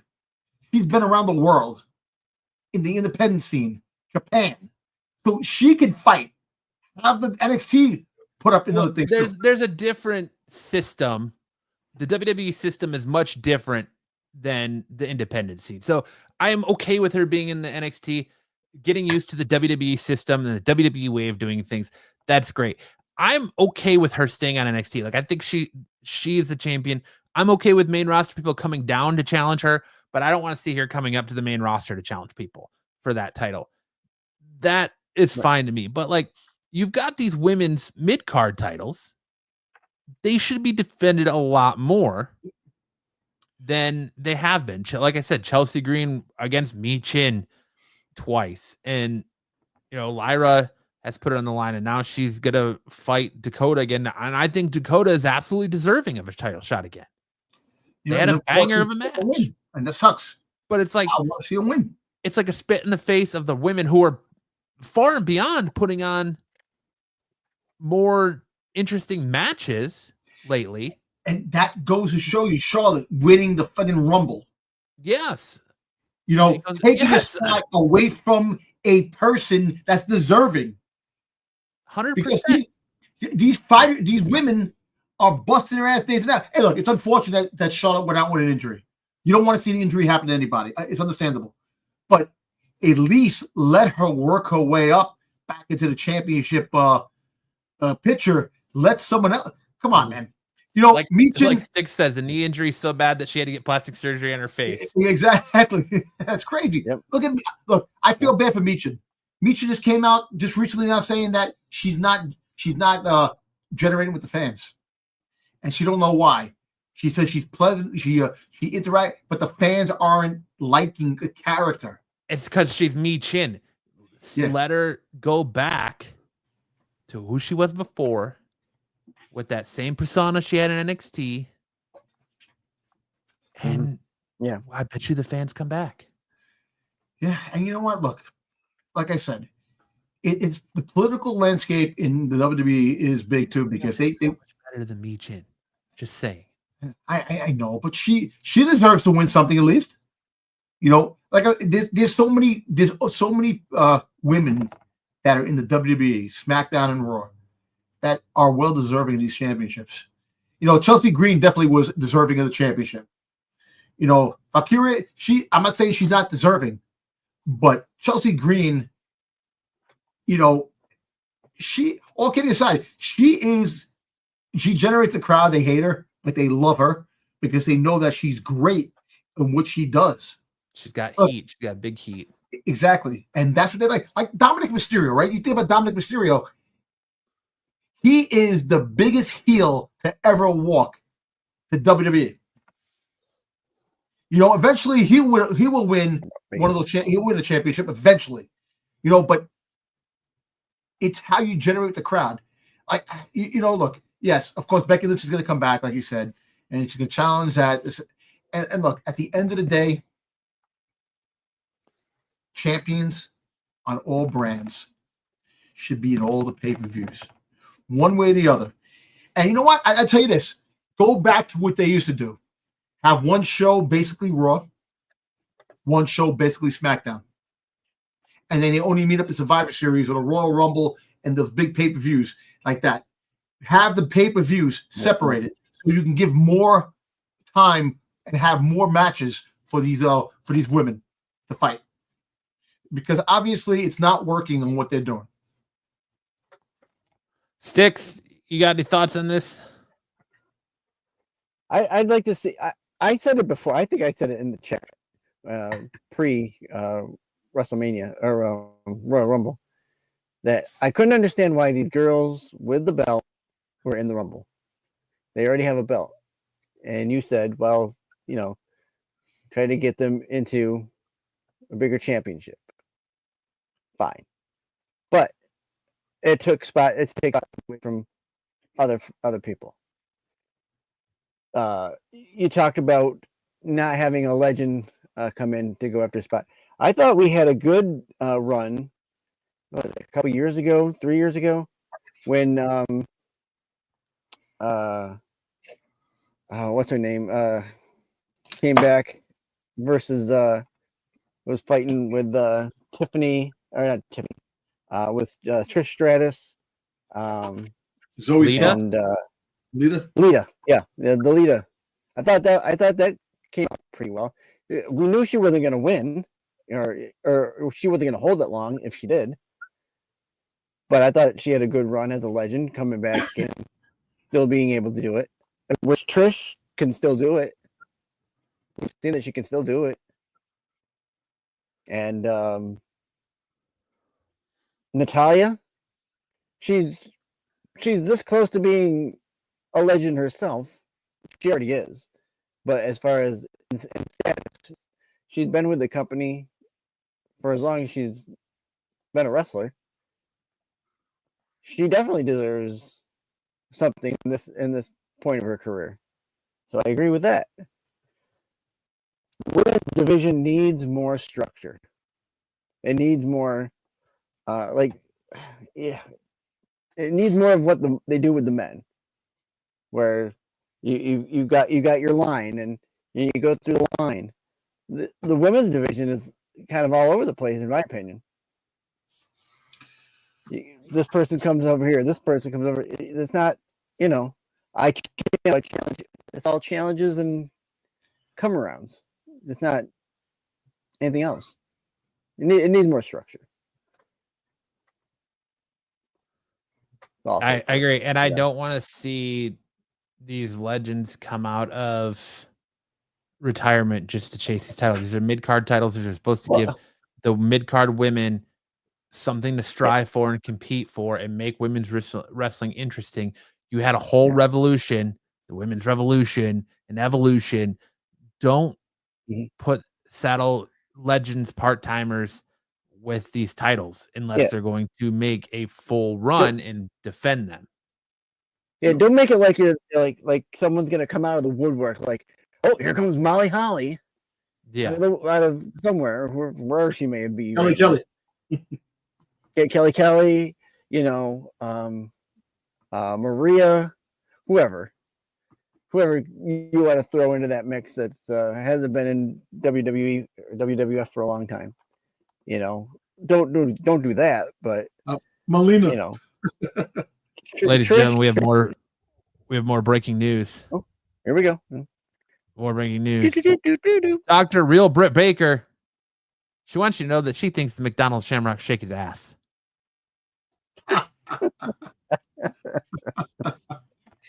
Maybe in Pittsburgh. Just thought I would throw that out there. That's nasty. But I agree with you, Sticks. I don't know. They need more structure in the women's division and not just in the title, the main WWE and heavyweight championship picture. Well, listen, like I said one more time before we get off this topic, if they have the single pay-per-views like they did before, it will give more opportunity for more matches. You're trying to fit a handful of matches for each show, and unfortunately, it takes away from the people who deserve to be on the shows. I mean, do you remember back in the old days when the roster was, what it was, and you knew how many wins and losses a guy had and whether or not they were going to make it into a championship match? You could see it in the teleplay. You mean like how AEW started, where wins and losses matter? Right. Yeah. That's what it needs to be back to. You make it structured so that you can see, this person has won X amount of matches. They need to be going for that title shot because they have wins under their belt. That's what it needs to be. It's too fly by the seat of their pants right now. Well said. All right, and that ends it for our news segment. Now it's time for our off the mat reviews of this week's professional wrestling. Fight, ignite tonight. Wrestling fire burns so bright. And this review will show what's true. Breaking barriers, breaking through. All right, kicking us off this week, we have the Friday Night SmackDown from 2/14 of 25. We were welcomed to Friday Night SmackDown by Wade Barrett. He also welcomed NXT's play-by-play commentator Vic Joseph to the table. Cody Rhodes made his way to the ring. He talked about his possible challengers in the Elimination Chamber and gauges the fans' reception to them. Drew McIntyre enters. He wants to remind Cody Rhodes of their recent history. He doesn't want things to get personal, but he made it so. Jacob Fatu and Tama Tonga show up. He's going to dog walk Priest and Strowman tonight. And when he's done running through them, he will win the chamber, go to WrestleMania, and bring the title back to the family. McIntyre thinks people would like to see them go at it, but he hasn't got much else to say, so he leaves the ring. Solo Sikoa arrives at the parking lot. Jacob Fatu tells Cody Rhodes he wants first words. Good opening to SmackDown, I think. Yep. Interesting to see the Cody Rhodes and Solo Sikoa and Jacob Fatu both going after Solo Sikoa. That led us to our first Elimination Chamber qualifier match of the night. We had Naomi versus Chelsea Green with Piper Niven. Spoiler alert. It was Naomi that attacked Jade Cargill. Spoiler alert. That's true. But also, Bianca Belair orchestrated it. She was the mastermind. After that match, we got an interview with Sami Zayn talking from his home, telling us about his struggles with his neck. Kevin Owens tried to end his career, but he doesn't understand why. He doesn't know when he will be cleared, but when he returns, it isn't going to be fun. That led us to a tag team match: Motor City Machine Guns versus Los Garza, with MCMG going over, I should say. Jacob Fatu questions Solo Sikoa, who tells him that they need to work together to bring the title back to the family. As Fatu turns his back on him, Sikoa grabbed him by the arm and says he loves him.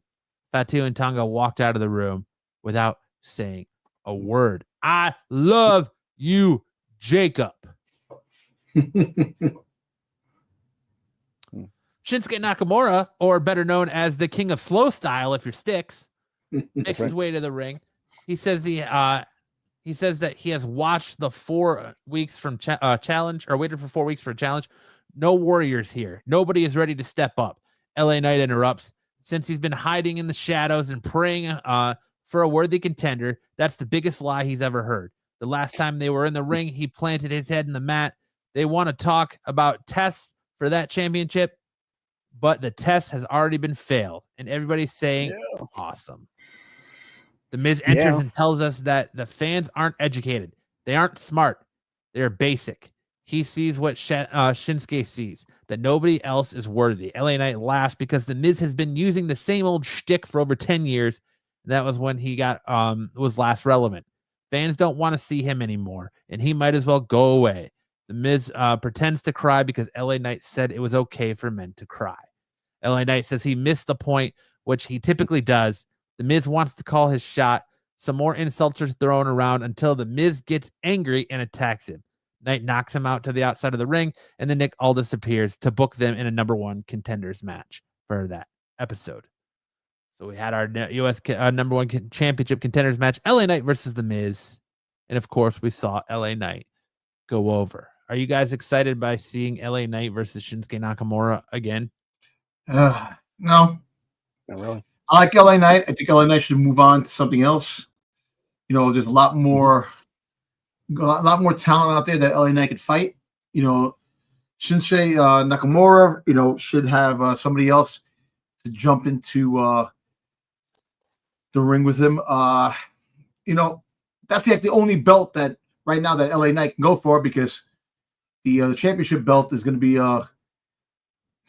defended. Tied up already. Exactly. So there's nowhere else you can go. Unless you go over to Raw and fight Ron Breaker. But you know what, man? He could go to TNA. He could.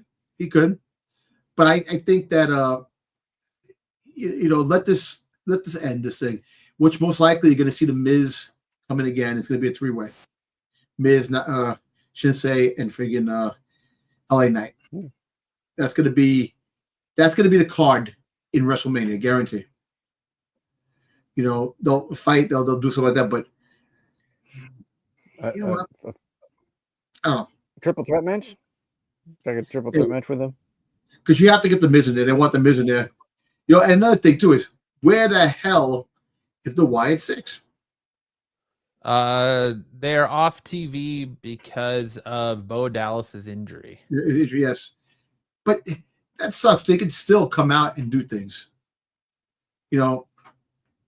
It sucks that they're sitting back there. Yes, he's hurt, but what kind of injury does Bo Dallas have? I know they said he was hurt. I know that.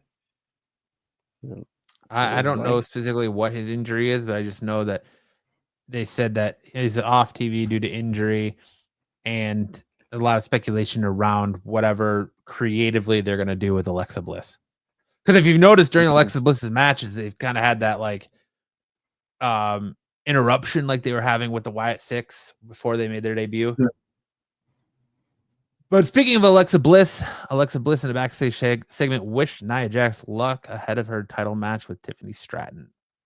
We got a match between R-Truth versus Carmelo Hayes, which saw Carmelo Hayes go over, which I think they need to let R-Truth, with all the work and comedic relief R-Truth has been doing, they need to give that man something. Bring back the 24/7 championship for that man. Exactly. 24/7, 365, 7-Eleven championship. I-95 championship. Yeah.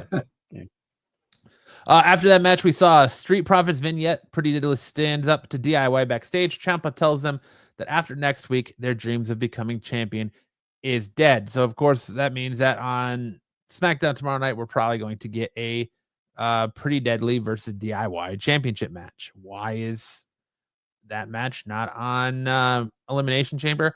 Who knows? Kevin Owens responds to Sami Zayn. He doesn't know what the real pain is, but he will show him. KO can't think of a better place than in Canada at Elimination Chamber. Are you guys excited for this match? Unsanctioned Elimination Chamber, Kevin Owens Yeah, versus I'll be Sami honest with you. Zayn. I'm actually tired of Sami Zayn going back and forth fighting Kevin Owens. Kevin Owens is good, Sami Zayn is bad. Kevin Owens is bad, Sami Zayn is good. Back and forth and back and forth and back and forth. Every couple of years. Exactly. You know, look. It's another match that the unsanctioned match, you could actually have that on a regular show. It's not a championship match. You could have it on a regular show, and that can be the main event of a regular show going into a pay-per-view. You know, like I said, Kevin Owens is great. You know, Sami Zayn is great, but go figure.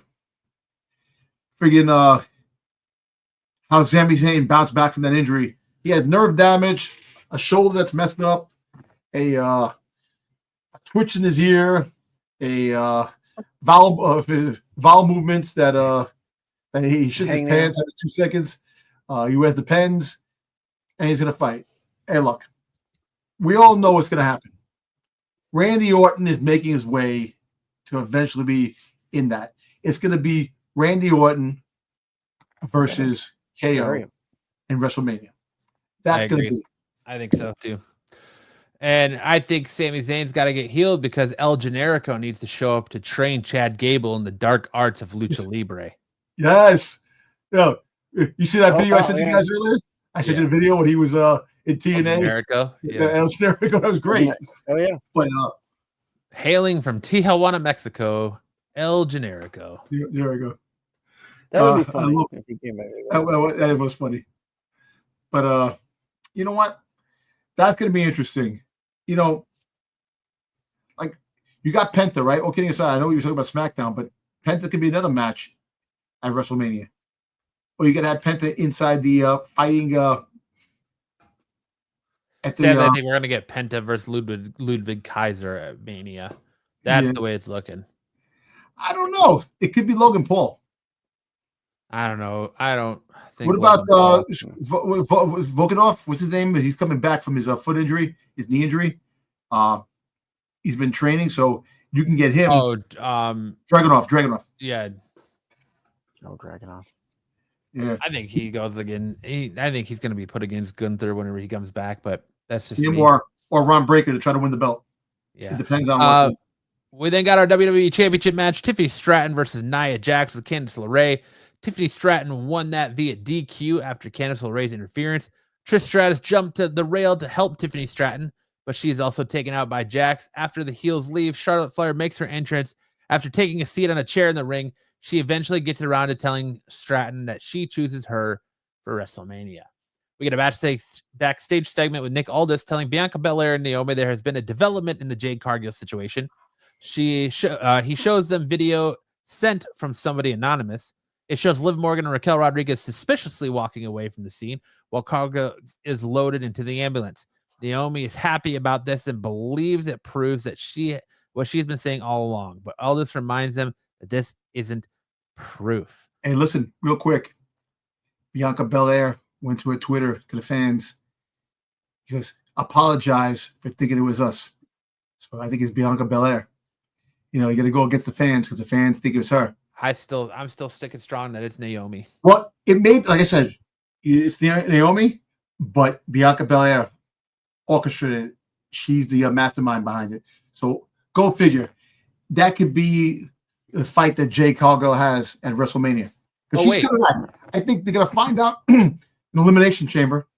She's going to find out who really did that to her and come after Naomi and Bianca Belair. We have our fourth Elimination Chamber match.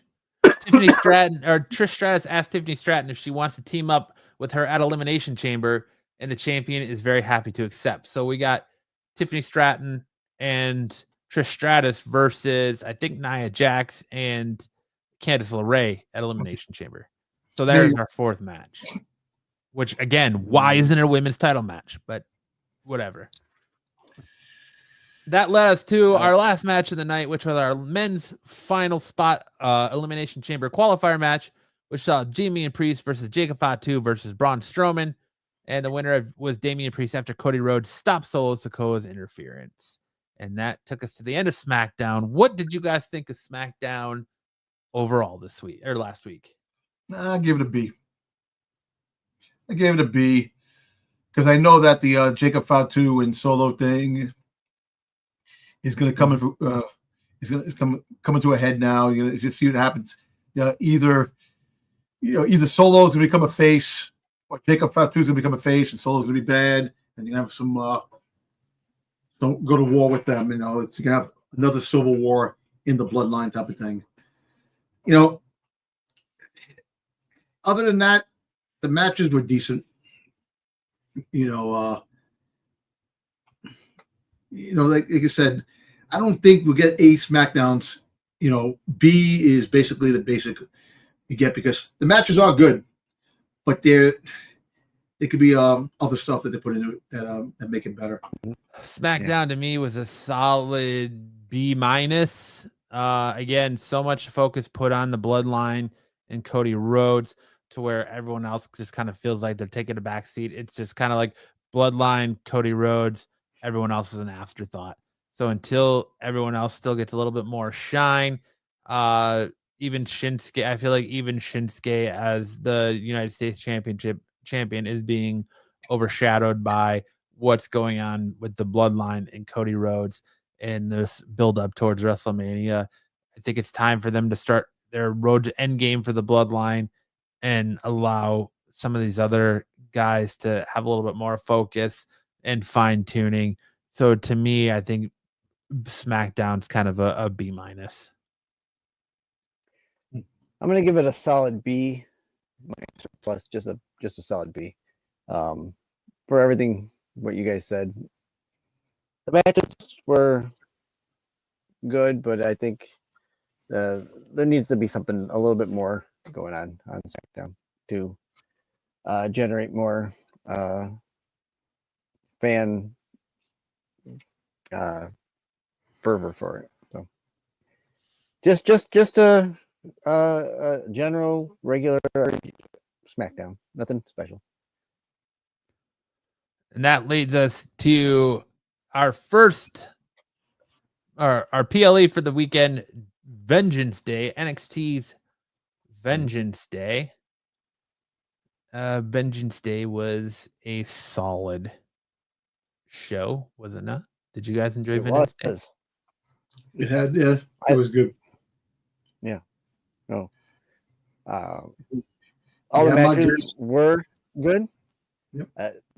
I definitely give it an A, bordering on an A plus. I thought everything they put together was solid and went well. Yep. Well, my girl Stephanie. Just waiting for my notes here. All right. WWE Vengeance Day 2025 saw a singles match for the NXT Women's North American Championship. Stephanie Vauquier defeated Fallon Henley by pinfall to win the title, like Dom just said. Congratulations to Stephanie for winning her first singles title in WWE. We saw an NXT Tag Team Championship match. Axiom and Nathan Frazier defeated Josh Briggs and Yoshihiko Inamura by pinfall. After the match, the four mysterious stars who were teased to be showing up went on attack, all wearing masks. We talked earlier, we said the Shield 2.0, but the more we get from this feels like what was that shitty group that the one that was in WWE that was causing problems. What the hell's the name of it? I know what you're talking about. I just can't remember because I remember Nietzsche was part of that. You had a whole bunch of different the WWE. You found that this guy was the leader of the group. Was it?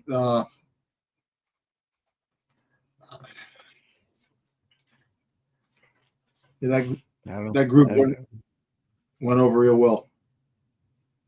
Nobody can remember. I can't remember the name of the group. Let me see. I don't know. Oh my god! I'm sure So I'm sure somebody out there is like yelling at us of what it is too. What's his name? Freaking he Who? went to TNA.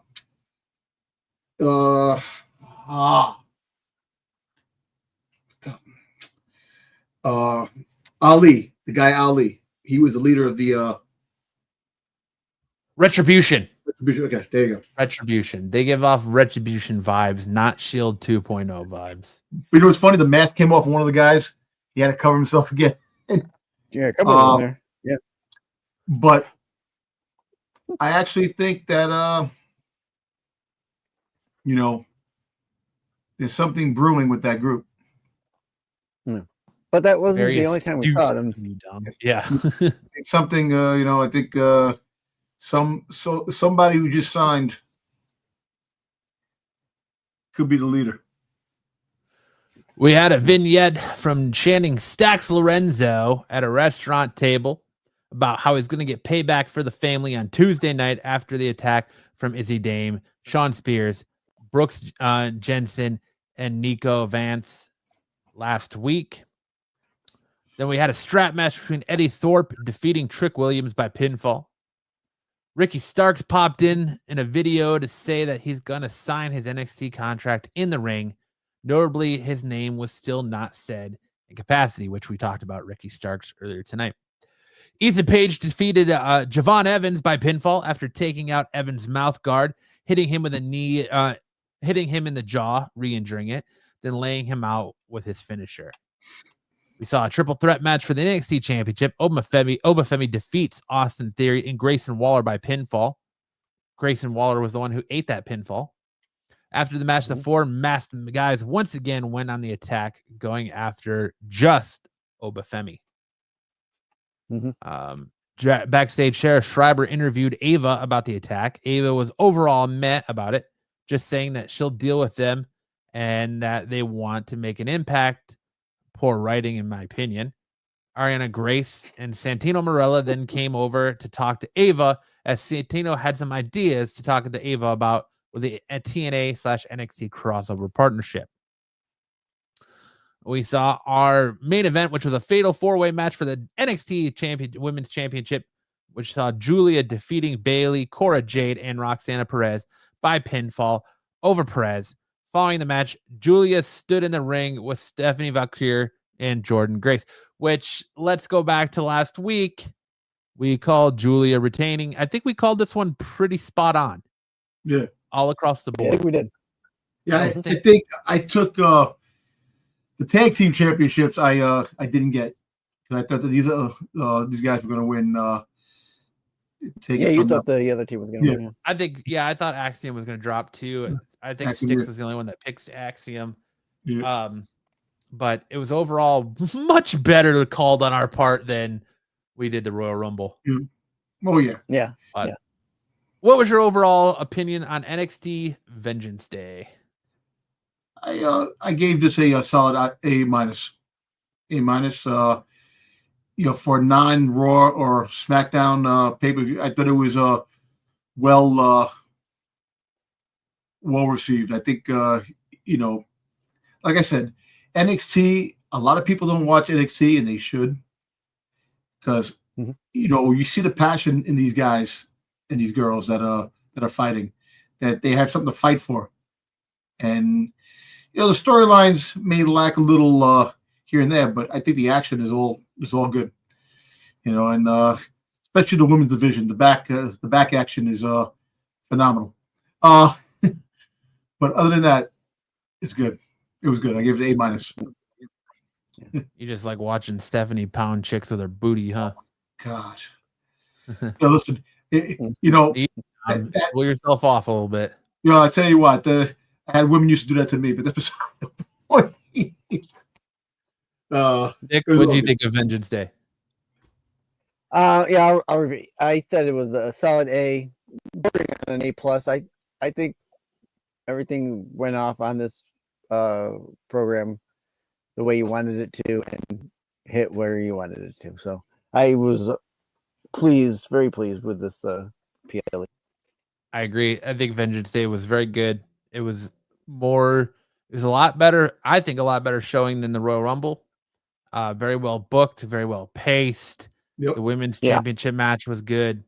You got a Mhm. little shine for newcomer Jordan Grace. Yep. And when she came in to make the save, we saw Stephanie finally win her title. Julia retain. It was all around very what you wanted to see predictability wise, but we should be setting up and getting ready to get on the road to NXT Stand and Deliver. You know, you see how well they book the women's championship matches in these in NXT. Why can't they do that in the main roster? I don't know. It makes no I sense. really think that NXT is very well evenly booked Yes. compared to the main roster, but Mhm. maybe it's because there's a smaller group, smaller crop that they have to work with. Although, like, there's Nikita Lyons, which I wish she would get some more play. But she's hurt again, I think. Did she get hurt again? Did she get hurt again? I don't know. I think she might have because she came back for a little bit. I don't know. But that's it for Vengeance Day. Next up, we have AEW Grandstand Australia. Don't call it a PLE because it is not. It is just, well, a regularly shown on TNT match, even though just a regular old it was collision. promoted as such. It was hinted. It was hinted. I won't Yeah, say we saw Will Ospreay. It was definitely. Yeah. We saw Will Ospreay and Kenny Omega versus Kyle Fletcher and Konosuke Takashi. Oh my God, Takeshita. I can't speak. Winner was Will Ospreay and Kenny Omega. It's a pretty good match. It was a damn good match. Kenny Omega and Will Ospreay always put on banger matches. Yeah, they do. Yeah. We had the TBS Championship match: Mercedes Moné versus Harley Cameron, and Mercedes Moné retains. That sucks. She's so boring to watch. I know that sucks because I want to see Harley win that belt because hometown. You know, I'm telling you, she's killing it with the singing with the puppet. That I'm telling you, she's very talented. You know, it's kind of funny how she was with WWE at one time, and then she leaves and goes someplace else, and she shines. But the whole fact is that, yeah, I think they dropped the ball in that match, and Mercedes Moné, her thing is getting kind of boring, kind of stale. It is. Yeah. Because she's not the professional and showman she was in WWE. Yes. No. This is leftovers. Zaggy says 2-2 end of regulation. Canada versus UK hockey. This is determined World War III. Yeah, you know what? That's true. That's true. That's for another time. We'll talk about that. We got a backstage promo with Kenny Omega and Will Ospreay challenging Kyle Fletcher to a steel cage match at Revolution. Then we saw our third match of the night, which was John Moxley and Claudio Castagnoli versus Adam Copeland, a.k.a. Cope, and Jay White. We saw the Death Riders team of John Moxley and Castagnoli win via technical submission. Then we got the AEW Intercontinental Championship match. Okada versus Buddy Matthews. This is where Matthews got hurt and twisted his ankle. Yep. And we saw Okada retain. And then our match of the night, we saw timeless Toni Storm taking on Mariah May with the best thing going in AEW. Quite frankly, could potentially argue the best thing going in women's professional wrestling. Timeless Toni Storm once again becoming women's putting on a performance of a lifetime. Mm-hmm. Yes, she did. You know, I actually like the way they do her promos is in black and white and kind of like a movie type of thing. You know, she's a good wrestler. You know, she's a good wrestler. She didn't have her time to shine when she was with WWE. You know, she's definitely one of the highlights of AEW. If you're gonna watch AEW, watch it for her because she's really good. It's just I like when she goes, I'm gonna punch her in the tits. You Yeah. know, he figured rip off her tits. You know, but yeah, she is the best part of AEW in the women's division. Definitely. Mhm. Yeah. Coming from someone who enjoys watching a lot of black and white, I enjoyed the fact that they use black and white for her promos. I really do. That's great because that persona, we'll say persona, it works in well with that persona. Yes. Going like the way the match starts, she comes out, it's black and white, and as she's walking up the ring, it slowly goes into color. Like, damn, that's good. That's good. Yes. Use of the Thoughts use of the on legends. AEW Grand Slam Australia? You know, I'll give it a B plus. You are very generous. I'll give it a B plus. Very generous. You know why? Because there were some good things in it. You know, overall, I don't watch it that much, but you know, once in a while I'll catch it, and I thought it was pretty good. You know, B plus, B minus. More of a B plus. Because I did enjoy some of the matches. Dom, you're always a nice guy. I've never heard you say a negative thing about anyone other than Brucifer. And listen, or Marco. I guess Marco too.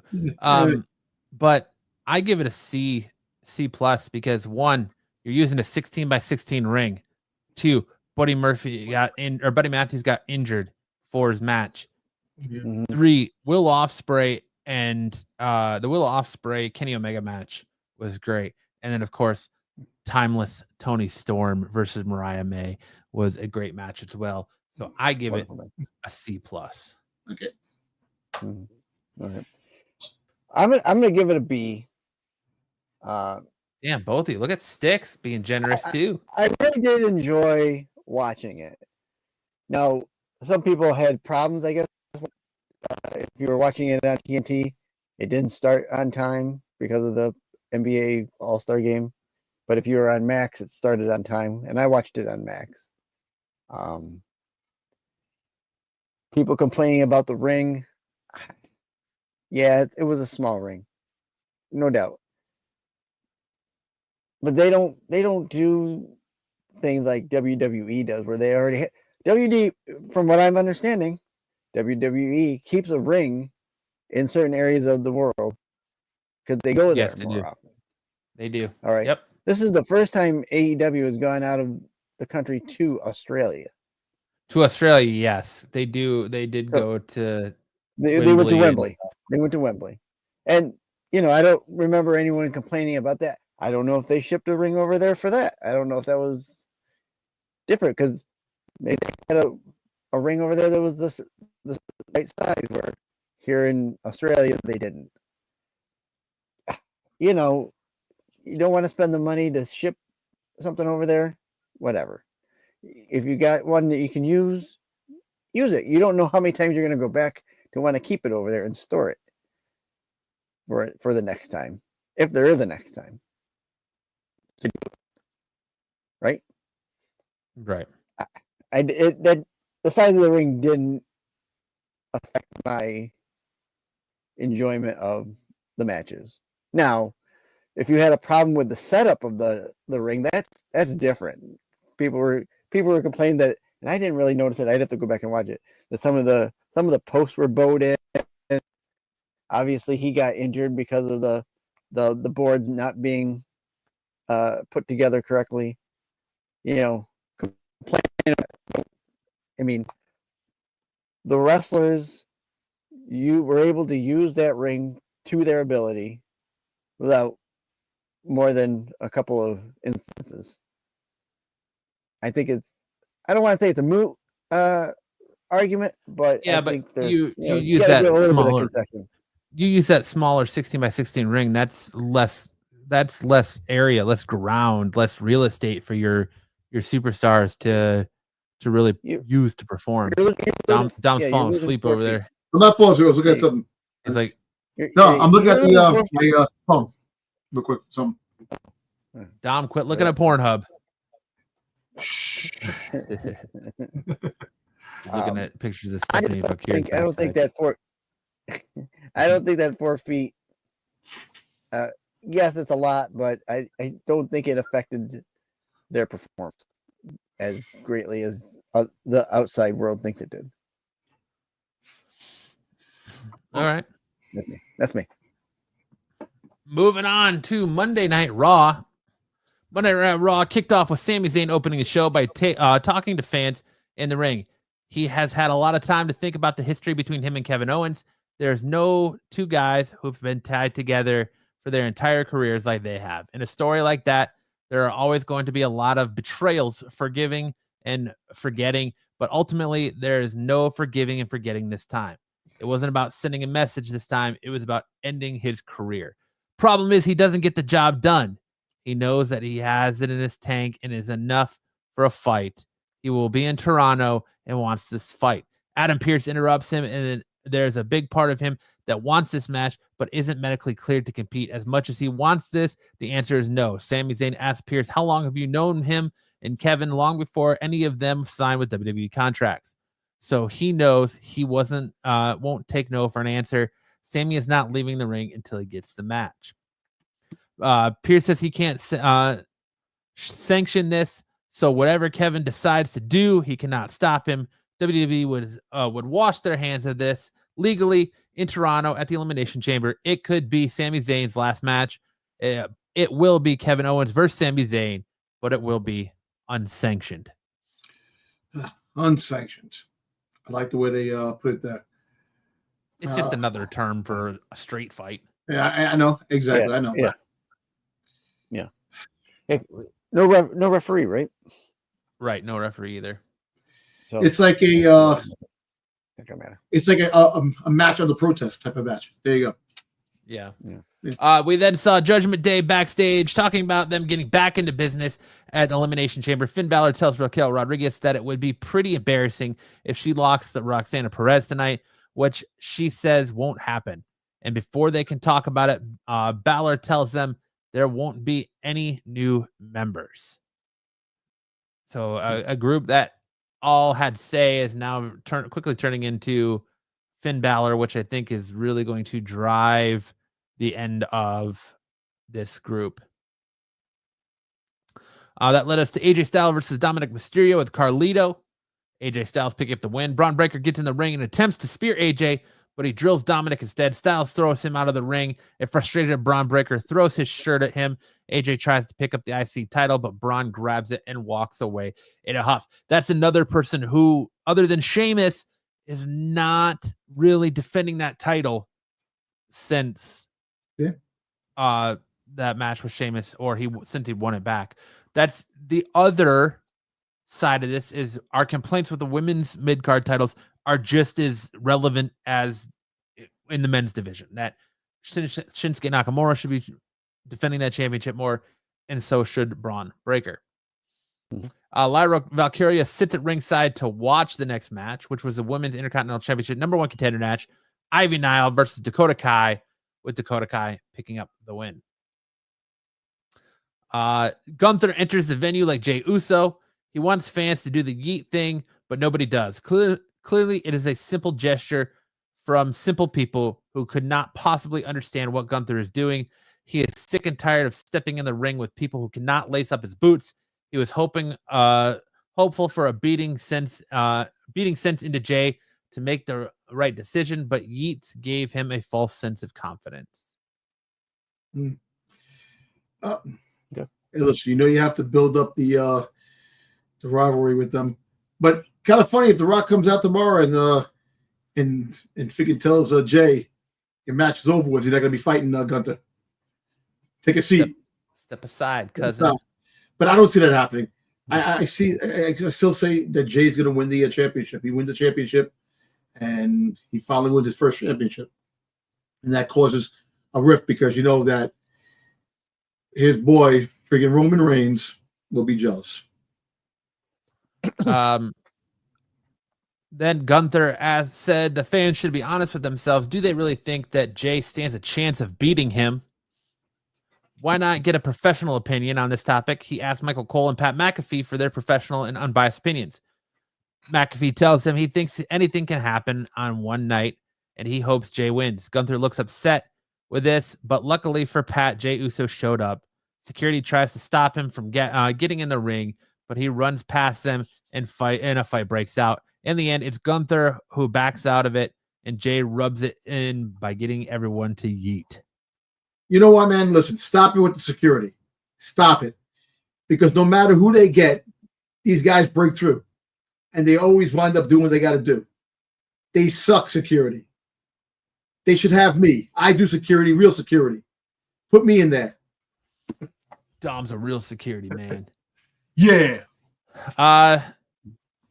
We got a backstage interview with Kathy Kelly, which, predictably Liv Morgan and Raquel Rodriguez denied having any involvement taking out Jade Cargill. We got our third match of the night, Penta versus Pete Dunne, with Penta picking up the wing. Ludwig Kaiser distracted both of them during the match. A fight broke out between the three of them after the match, and Penta stood tall at the end, which I think, I wonder if that's going to lead us to a triple threat match at Mania. Pete Dunne versus Ludwig Kaiser versus Penta. Yeah. Maybe that's going to probably be that, definitely. And then another thing, like I said, Maybe the Raw after. What happened? Maybe the Raw after WrestleMania. I don't know if it'll be a WrestleMania, man. Something maybe. Look, usually the Raw after Mania is usually the most wildest time. That's one of the craziest shows. You gotta build up rivalries. Penta, slowly but surely, because Chad Gable is going to come back with the practicing the dog arts. He's going to come back to fight Penta. That's what he wants to do. So, and I think Penta beats him again. Yeah, probably. Then we got our final women. I think it's a final. Roxanne Perez versus Raquel Rodriguez for the last spot in the Elimination Chamber. Roxanne Perez wins after interference by Bianca Belair and Naomi. The New Day tries to talk to the people in the ringside, but they are booed mercilessly. Xavier Woods lists the things that they're upset about. They should be grateful for how much mercy they showed Rey Mysterio. They should thank God they did that. All of them should be on their knees thanking God for the New Day. The rest of the Latino World Order, with no Rey Mysterio, shows up to put a beating on the New Day. That led us to our main event, our botch-filled main event of the night. Seth Rollins versus Finn Balor in the final spot for the men's elimination qualifier match, with Seth Rollins picking up the win. You know what botch I'm talking about, right? Yep. The ref basically 1, 2, 3, and the delayed kick out by Finn Balor as the ref stopped and didn't count 3 when he could have counted to 4. Could have counted to 5, I think. And once in a while that happened, then you see Seth Rollins was frustrated. He told the ref, "You're an idiot." But all in all, it was a good match. It was a banger of a match. Good way to end Raw. What would you guys give your rating of Monday Night Raw? I would give it a B plus. Sticks? B plus. I'll concur. I'll give it a B plus as well. Damn, Sticks and Dom both being B plus players, huh? Yep. I give it an A minus. I feel like it was a good show. You had from the first match with AJ Styles versus Dominic was strong. Dakota Kai versus Ivy Nile was good. Penta versus Pete Dunne was good. The Roxanne Perez, Raquel Rodriguez match was good. And of course, I thought the main event was a banger. So I'd give it an A minus, solid A minus. You got to give more matches to Dakota Kai, Ivy Nile, all those back shots that they were getting on them when they were freaking landing on the floor. Dom, you got a nice booty. You deserve more matches. Yes. You pig. Yes. All right. That led us to Tuesday night's NXT. We saw Cora Jade defeat Bayley by pinfall. Nikita Lyons had words with Zarya in the locker room, setting up a match for later that night. You saw Eddie Thorpe with another vignette challenging Trick Williams to a strap match for Vengeance Day. after the commercial break. Wait. No, I'm looking at the wrong one. Hold on. I got the wrong notes up, I think. Oops. Okay. Yeah, I do. Sorry. Whoops. Rewind. My bad. Obafemi opened the show looking for a fight for the still as of yet unnamed new faction. I'm getting so sick and tired of writing this stuff out.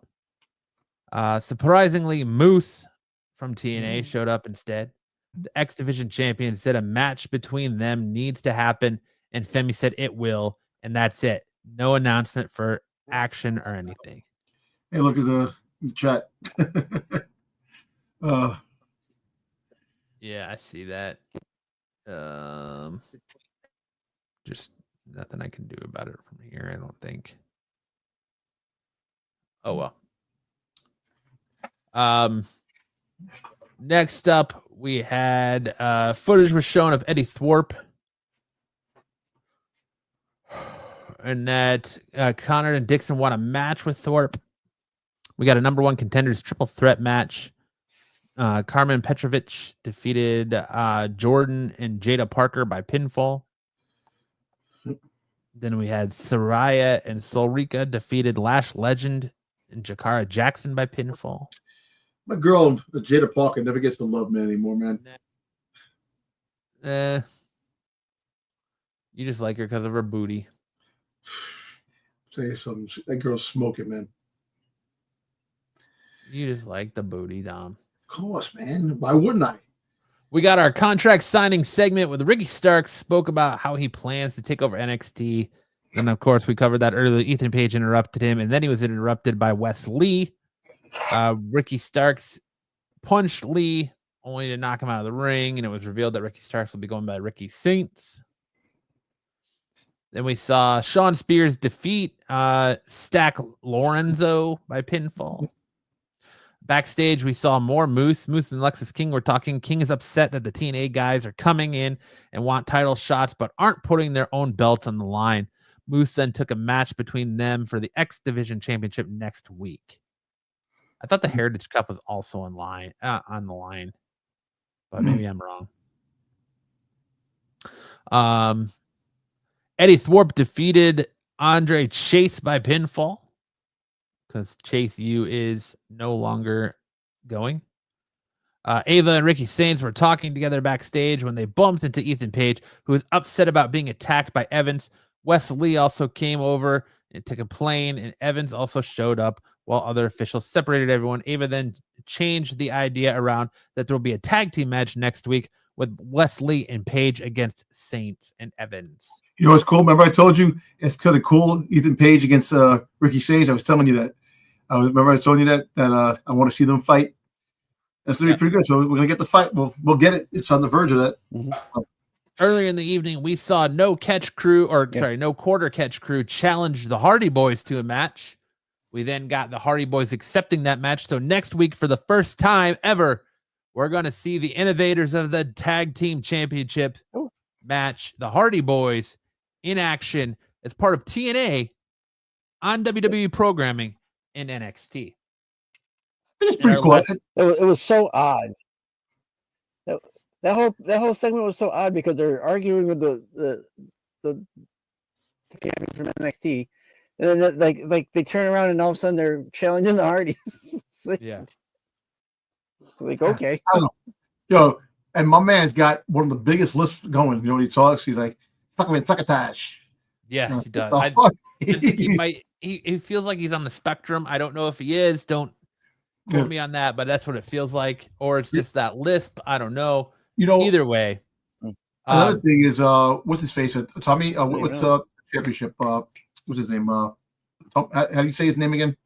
The champion. Which one? On NXT. What's his name? Moose?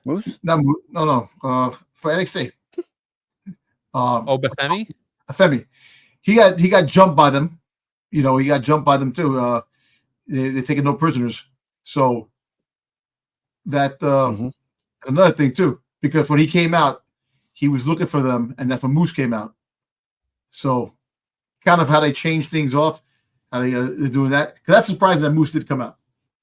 You know, didn't expect that. I like that unpredictable. Then we got our main event, the 6-woman tag team match. Julia, Stephanie Valkyrie, and Jordan Grace defeated Fatal Influence by pinfall. And the last bit of the episode ended was as they were showing that Ava's office was trashed and Robert Stone was attacked. No one is safe was written on the wall. What did you guys think of Tuesday night's episode of NXT? Hey, solid B+. Mr. B+ player. Dom Tober, old man Fett. 6. I'm going A. I thought this was a good continuation from Vengeance Day. I thought it was another good, solid showing from the roster. I'm going A as well. I agree with everything Six has said. It was a great show, great follow-up to Vengeance Day, and we're kind of getting our sights and direction heading towards NXT Stand and Deliver. So that brings us to this week's AEW Dynamite. Dynamite kicked off with MJF and Hangman Page face-to-face. There was a lot of security at ringside. To Dom's account, more security. MJF begins by saying the year was 2019 and the first event was Double or Nothing. The Casino Battle Royale was the first match, and the winner got a challenge for the AEW World Championship. Hangman Page screwed him in that match, so he had to work his way up to the top and did so by beating some of the biggest names in pro wrestling has to offer. Page cut MJF off to say that he wishes he could take that back, and Christopher Daniels, because MJF started talking about Christopher Daniels and loving cowboy shit, and Page cut him off and says that he wishes that he could take back and whatever happened to Christopher Daniels is more of a man than he'll ever be. He took care of professional wrestling even when it didn't take care of him. Daniels is the best of all of us, and it's men and women like him to pave the way so they could stand in the ring. And it's that selflessness that MJF doesn't understand, and he doesn't have the stomach for it. This is an interesting face off at the beginning. It was I felt like it was too long, but it was very intriguing and passionate.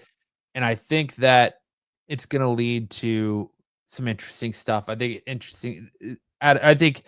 Hangman Adam Page and MJF are going to have some interesting stuff moving forward, moving into the next couple of Premium Lives events for them. Our first match of the night was Samoa Joe, Hook, and Katsuyori Shibata, the Ops versus Christian Cage, Nick Wayne, and Kip Saban. Winners was Samoa Joe and the Ops via submission. Chris Jericho is upset. No Chris Jericho, no AEW. He should not be disrespected. He's a 9-time world champion. Bandito got the biggest win of his life in Australia, so he's going to give him a chance to challenge him for the Ring of Honor World Championship on Collision. Who cares? I knew you were going to say that. We got a street fight between Powerhouse Hobbs and Big Bill, which saw Powerhouse Hobbs winning via a 10 count. We got some time with the new AEW Women's World Champion, Timeless Toni Storm, who cut a scathing yet raunchy yet John Cena dedicated promo. She stole some stuff from John Cena, but she said that in Australia she faced the women from hell who broke her heart, took her title, and ruined her soul, Mariah May, and a sick bitch, but she is proud of her. She gave her the fight of her life, and then she beat her with her small package. May should have worn protection, as she nailed her with the biggest package there's ever been. As for this championship, if she is going to be the best, she needs to beat the best. Whether they want to go tit for tit or lip to lip, she is not hard to find, for her name is Timeless Toni Storm. When she says lip to lip, which ones are we talking about? The ones on her face. Oh, okay. Pervert.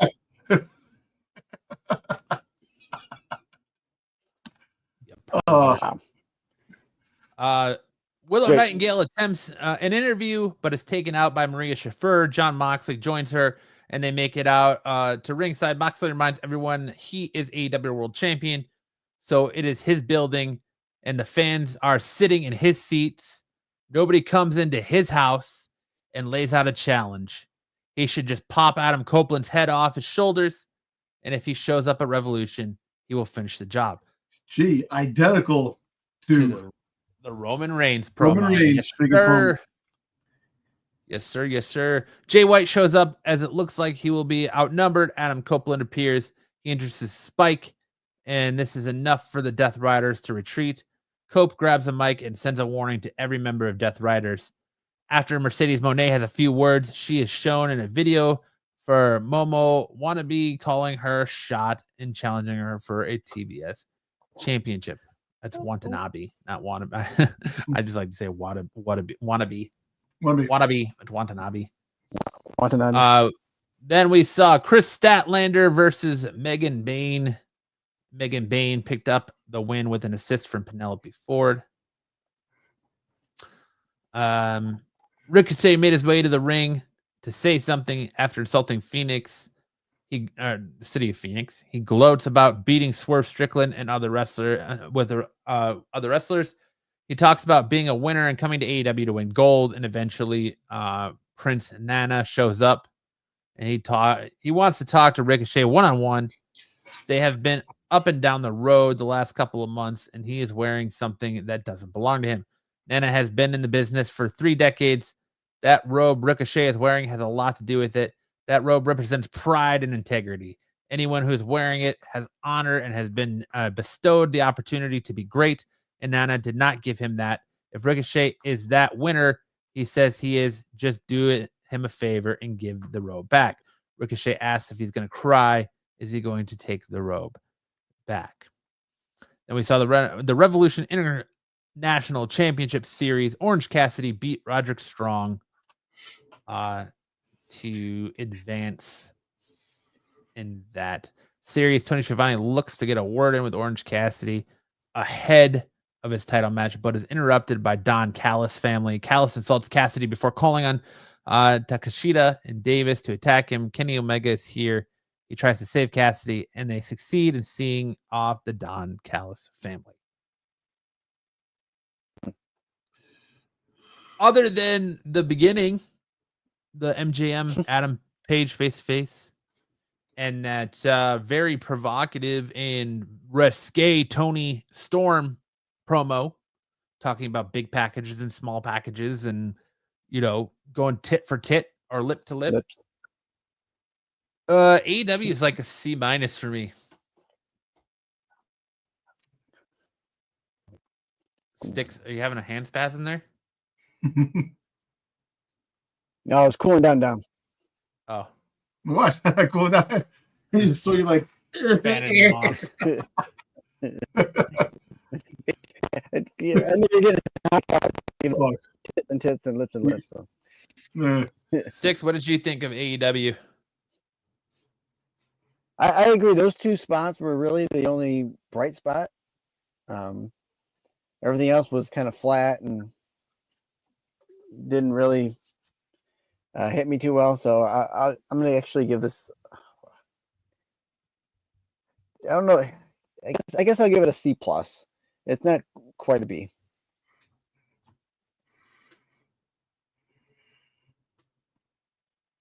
What about you, Dom? Yeah, C+. That's what I'm going for. The Tony Storm and the MJF Adam Page stuff. That basically AEW is boring, man. It really doesn't really. Even when I get bored of SmackDown and Raw, there's still more excitement in that to a point where when you're watching it, this I don't know. It just goes like it's like the certain segments that they have that make it a little bit more entertaining. Yeah, so C+. Just Sticks froze. he did. He froze. It looks like he's got a pocket pussy in his hand. Hey, we lost him. Aw. Hey, I know we're at 2.5 hours. I don't know if you want to still go through the rest of it, and we'll leave it for next week. Nah, we can finish up. We only got 2 segments left. Okay, if you want. All right. Next up, we're gonna roll into Dom, bringing us our off the mat spotlight of the week. Step into the ring. The crowd is low. Spotlight of a hero, standing fierce and proud. And that spotlight this week is on the one and only Mercedes Moné, AKA the boss, AKA Sasha Banks. Yeah, so I wanted to get a woman this time in the spotlight. Even though I could have did Toni Storm, which eventually I'll get to that, but I wanted to get her into the spotlight first before I actually go with Toni Storm and somebody else. But let's do it. Welcome back, Six. All right. I'm glad you put your extracurricular activity toy away, Sticks. I heard that. I did not. Yeah, the way you had your hand, it looked like you had a fleshlight in your hand. I was like, oh, what's that, Sticks? So we all know Mercedes Justine Kaiser. I'm thinking Bernardo. It's kind of a. I'll take figuring Mercedes Moné saying the words, but we all know that she's the cousin of Snoop Dogg. So that's the other big thing with her, which is pretty cool. And Ray J. Exactly. Ray J, which is it's kind of crazy how they're cousins. So that's nuts. But so she had the her ring names Mercedes KV, Mercedes Moné, Miss Monet's, and Sasha Banks. And the rest of she debuted in August 8th, 2010 in NXT. So she's short at 5'5". Yeah, she's 5'5". She's short. Yeah. So her accomplishments, as of right now, she's the in All Elite Wrestling. She's the AEW TBS champion. She was the CBS Sports Tag Team Champion of the Year with Bayley when she was in the WWE. In Chaotic Wrestling, she was the Chaotic Wrestling Championship. ESPY Awards, Best WWE Moment, Banks and Bianca Belair made history as the first Black women to main event WrestleMania, which that was something, that's kind of cool that they had that. That kind of cool. That was cool because that's a monumental moment in professional wrestling and in entertainment, which is great. Independent Wrestling Entertainment, she was the IWE Women's Championship. She won. When she went to New Japan, she won the IWGP Women's Champion and the Strong Women's Championship. She was also named Pro Wrestling from Illustrated Match of the Year with Bayley at NXT, which she was great in NXT. Go figure.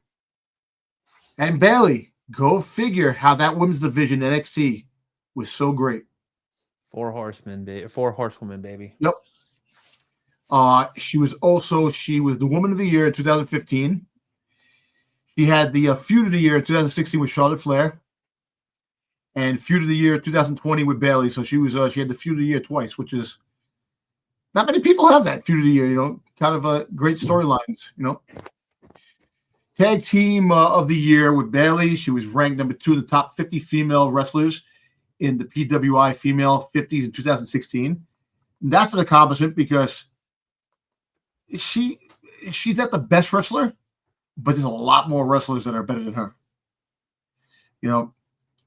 She was ranked 3rd in the top 50 tag teams in the PWI Tag Team 15 in 2020 with Bayley. Ironically, with Bayley. With Bayley, of course.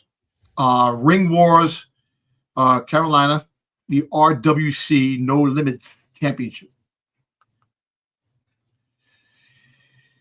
So she was the Rolling Stones Future Diva of the Year. Ranked number 4 of the 10 best WWE wrestlers in 2016. She had the NXT match of the year with Bayley again in NXT TakeOver in Brooklyn. She had the title feud of the year with Bayley in the NXT Championship. Cyrus XM Busted Open Radio Wrestler of the Year 2020. Serious. I'm sorry. Tag Team Championship of the Year 2020 with Bayley again. Bayley's in a lot of things with her. Sports Illustrated, she was ranked number 8 in the top 10 female wrestlers in 2019, tied with Bayley. Wrestler of the Year in 2020. Kind of figured 2020 pandemic was going on. There was nobody in the thing, so she was Wrestler of the Year. All kidding aside, I actually think the wrestlers did the best promos and best with nobody, which was, if you think about it, if you could do anything. Wrestling Observer Newsletter, worst feud of the year. Team TCB versus Bad versus Team Bella. Worst feud of the year versus Bayley. Wow, she had all those great feuds of the year, and she had a bad feud of the year. It kind of got played out. So she was the NXT champion one time. She was a WWE champion 5 times. WWE SmackDown Women's Champion 1 time. W Tag Team Championship 3 times, first with Bayley and 1 with Naomi. She won the WWE Women's Triple Crown Champion. She's a WWE Women's Grand Slam Champion. NXT End of the Year Award. The Match of the Year versus Bayley at NXT TakeOver. Slammy Award 2 times. Female Superstar of the Year in 2020. Double Cross of the Year in 2020. Bayley attacks Sasha Banks. The Bumpy Award 2 times. Tag Team of Half of the Year 2020 with Bayley. Best Match of the Year, Bianca Belair, WrestleMania 37. Yeah.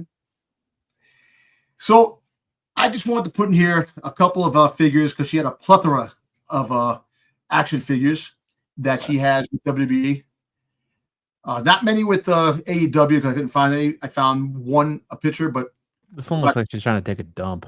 She was doing walk like an Egyptian. Yeah.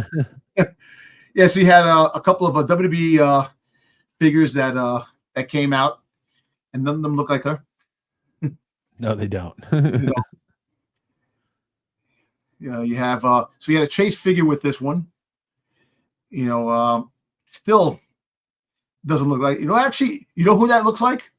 B-Fab. It does look like B-Fab, yes. It does look B-Fab, right?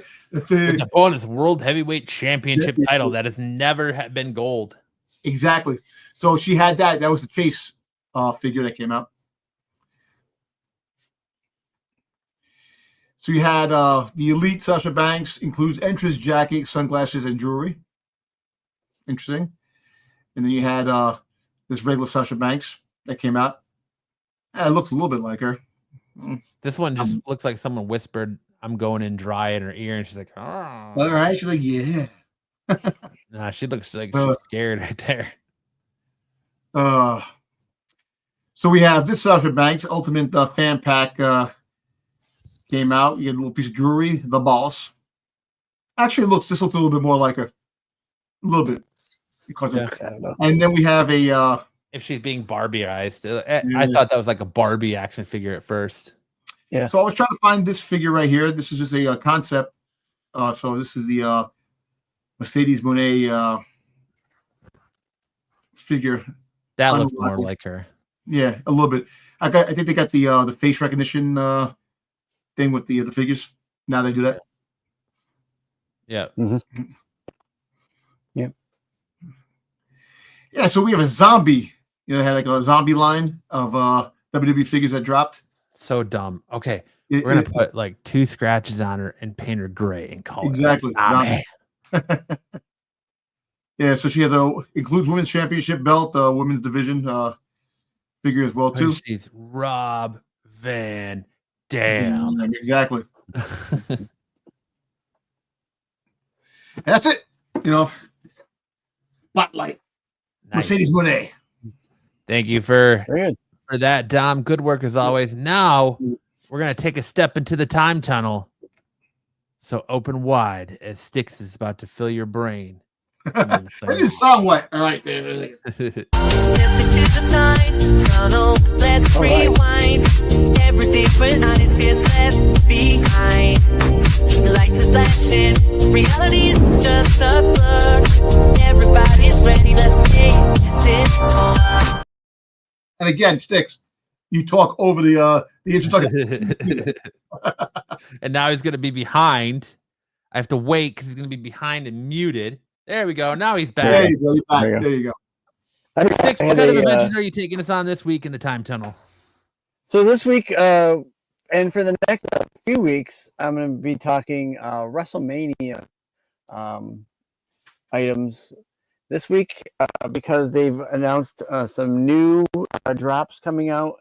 I thought we'd talk about Funko and their little pop drops that they got coming out, and then see what's been going on for Funkos in the past or recent. So these are some they've shown up on the Funko drops. We've got a new Sting coming out from when he was in WWE. We got Flair. We got an Andre the Giant.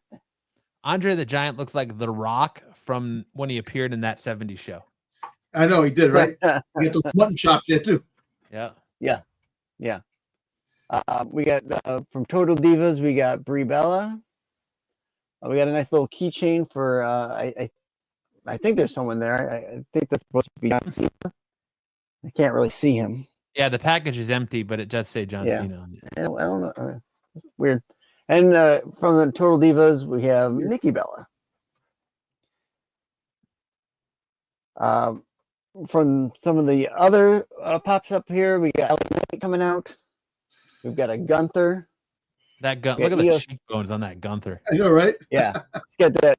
Yeah, even the chin. Io Sky. We got a Shawn Michaels giving a super kick. He's doing a Bret Michaels high kick. I know high kick. Hey. X-Pac.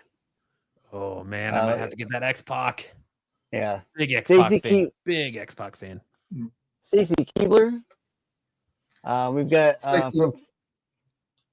from Fanatics, we've got an Umaga coming out. That's going to be in the Fanatics website. Did you see there was so Matt Cardona has a wrestling toy podcast, and they were talking about this figure, and their Fanatics was saying that it's a signed exclusive Umaga figure. And they're all like, how could it be signed? Because he passed away years ago. Mm-hmm. Authentic Fanatics signed Umaga figure. That's a little sketch. That is sketch, very sketch. These ones were some that either came out not too long ago, and some that I think there's a couple in here that are coming out in a little bit. Why does Randy Orton look like Stone Cold Steve Austin? He does, but he also looks like somebody else. You know who he looks like? He looks like he looks like Savio Vega. He looks like Savio Vega. Yeah. The Hurricane Target exclusive. We got Lex Luger total package. He looks like MacGyver. He looks like Richard Dean Anderson figured it out for MacGyver. Yeah. Zelina Vega. Looks like Mercedes Moné. Yeah. Sami Zayn, the shop exclusive. That looks like Triple H. We got Hulk Hogan with receding hairline. I want Hulk Hogan taking a dump. That's the pop I want. Oh god, I saw that video. That was hilarious. Yo, he's in the toilet. That was funny. I told Mandy to drop a hot steamer before I left. Then we got Shotzi, and another Funko Shop exclusive. We have John. You can't see me. Do you see that they've taken to not referring to him as Hulk Hogan anymore, and now he's Mega? Hogan. Mega. Yep. Hogan. Mega. He says a beer commercial. I'm watching the freaking wrestling. They got the beer commercials going on. Yeah, the real American beer. Yeah, beer. All right. So here's some recent sales. These were all, or no, most of them, are all WrestleMania exclusives. So if you went to WrestleMania, to their little pop-up shop, these would have been where you could have bought these. You got your up top there. You got Randy Macho Man Savage with the trunks, sold recently for $310. You got AJ Lee, sold for $399. You got your John Cena with the black hat, sold for $400. Yeah, there's And I'm sorry, there's some definite sleepers with these wrestling pops. Yeah. There's some expensive ones, really good. Yeah. Hulk Hogan up there, $474. And although this wasn't a WrestleMania pop, this Rey Mysterio from 7-Eleven with the light blue mask sold for $495. That's crazy that they still sell it for that much money. Yeah. Well, you know, some areas don't have 7-Eleven, so. Yeah. And you also have an empty case sold down there. Yeah. People buy anything, Matt. People will buy anything. For $400 for an empty case? I don't know about that. Yeah. We'll see. All right. Up next, let's see here. We got the other another Rey Mysterio. This was a 2014 San Diego Comic-Con exclusive. Sold for $879. Damn, really? Yep. You're out there getting all these Boba Fett pops. You gotta get these wrestling pops when they come back. I know, but the fact that I didn't think that the Rey Mysterio was that much, and it's the freaking Zack Snyder. That's right. Zack Snyder. I was like, wait, what? What's director Zack Snyder doing in a wrestling pop? I know, right? Nah, I didn't think that Zack Ryder was that much. So this is the 2017 New York Comic-Con shirt exclusive, $935.41. And free delivery, which is good. Free delivery, yeah, it can't be free delivery. What's the over under that Matt Cardona bought that pop? So he bought his own pop and paid $935 for it. Exactly. Sure. Sure, why not? With free shipping, it's a steal of a deal. You know, this one kind of made me laugh. Not too much, but I'll tell you why when I go through. WWE WrestleMania 40 limited edition modern era replica title belt with Rock Funko. All right. This combination sold for $1,249. Do you see the little arrows there where he points out, it's the 168th pop, and this is the 168 out of 200 belts that was made. That's great. So with 168, it matched with the belt. So it would match. It has all the Rock pops were 168. It didn't matter. The Rock pop sells for about $35 to $40 by itself, and there was only one sale of recent of the belt that sold for $900. Yeah. So I know the belt was probably limited of 200. The number of the belt. That's why they're pointing at the pop. That's 168 as well too. Yeah, that's all. That's the only catch on this listing is because that belt was 168 out of 200, and he's 168. That's the only catch on this. Yeah, it's a good strategy to go with because obviously they got it to sell. So I can't hate on them too bad. Remember that old saying: "Don't hate the player, hate the game." That's right. That is right. 100% then and today. Well, thank you for watching, and until next week. Ladies and gentlemen, that concludes this episode of Off the Mat. What a show it was. Thank you, Dom and Sticks, for always bringing the heat on this show. If you haven't done so, make sure to hit that like and subscribe button. Hit that bell so you know whenever you get notifications, whenever we go live and drop new content for Off the Mat or all of the content on this channel. Man, make sure to join us next week as we welcome back Pete and Double O as we prepare and give our predictions for WWE Elimination Chamber on Saturday, March 1st. So we'll have a good show for you guys next week. And if you want more wrestling content from us, make sure to check out one of the videos that are going to appear here at the end of tonight's episode. And we hope you all have kick out at that 3 count, and we'll see you next week right back here. Or 4 same count. off the mat time, same off the mat place, same off the mat channel, where we bring back our defending, or as Paul Heyman says, reigning, defending, undisputed champion of off the mat, Double O, where we see, can he defend his title from Royal Rumble and perfectly call the Elimination Chamber? You have to come in back next week to find out. Dom, Sticks, got any parting words tonight? No parting words. Looking forward to having them on next week. Actually, in 2 weeks, I won't be here. Got Toy Fair. I got Toy Fair the following week, which is coming the first. I have to work on that Thursday because I'm going to be off like the next 4 days. So I want to give you a heads up on that.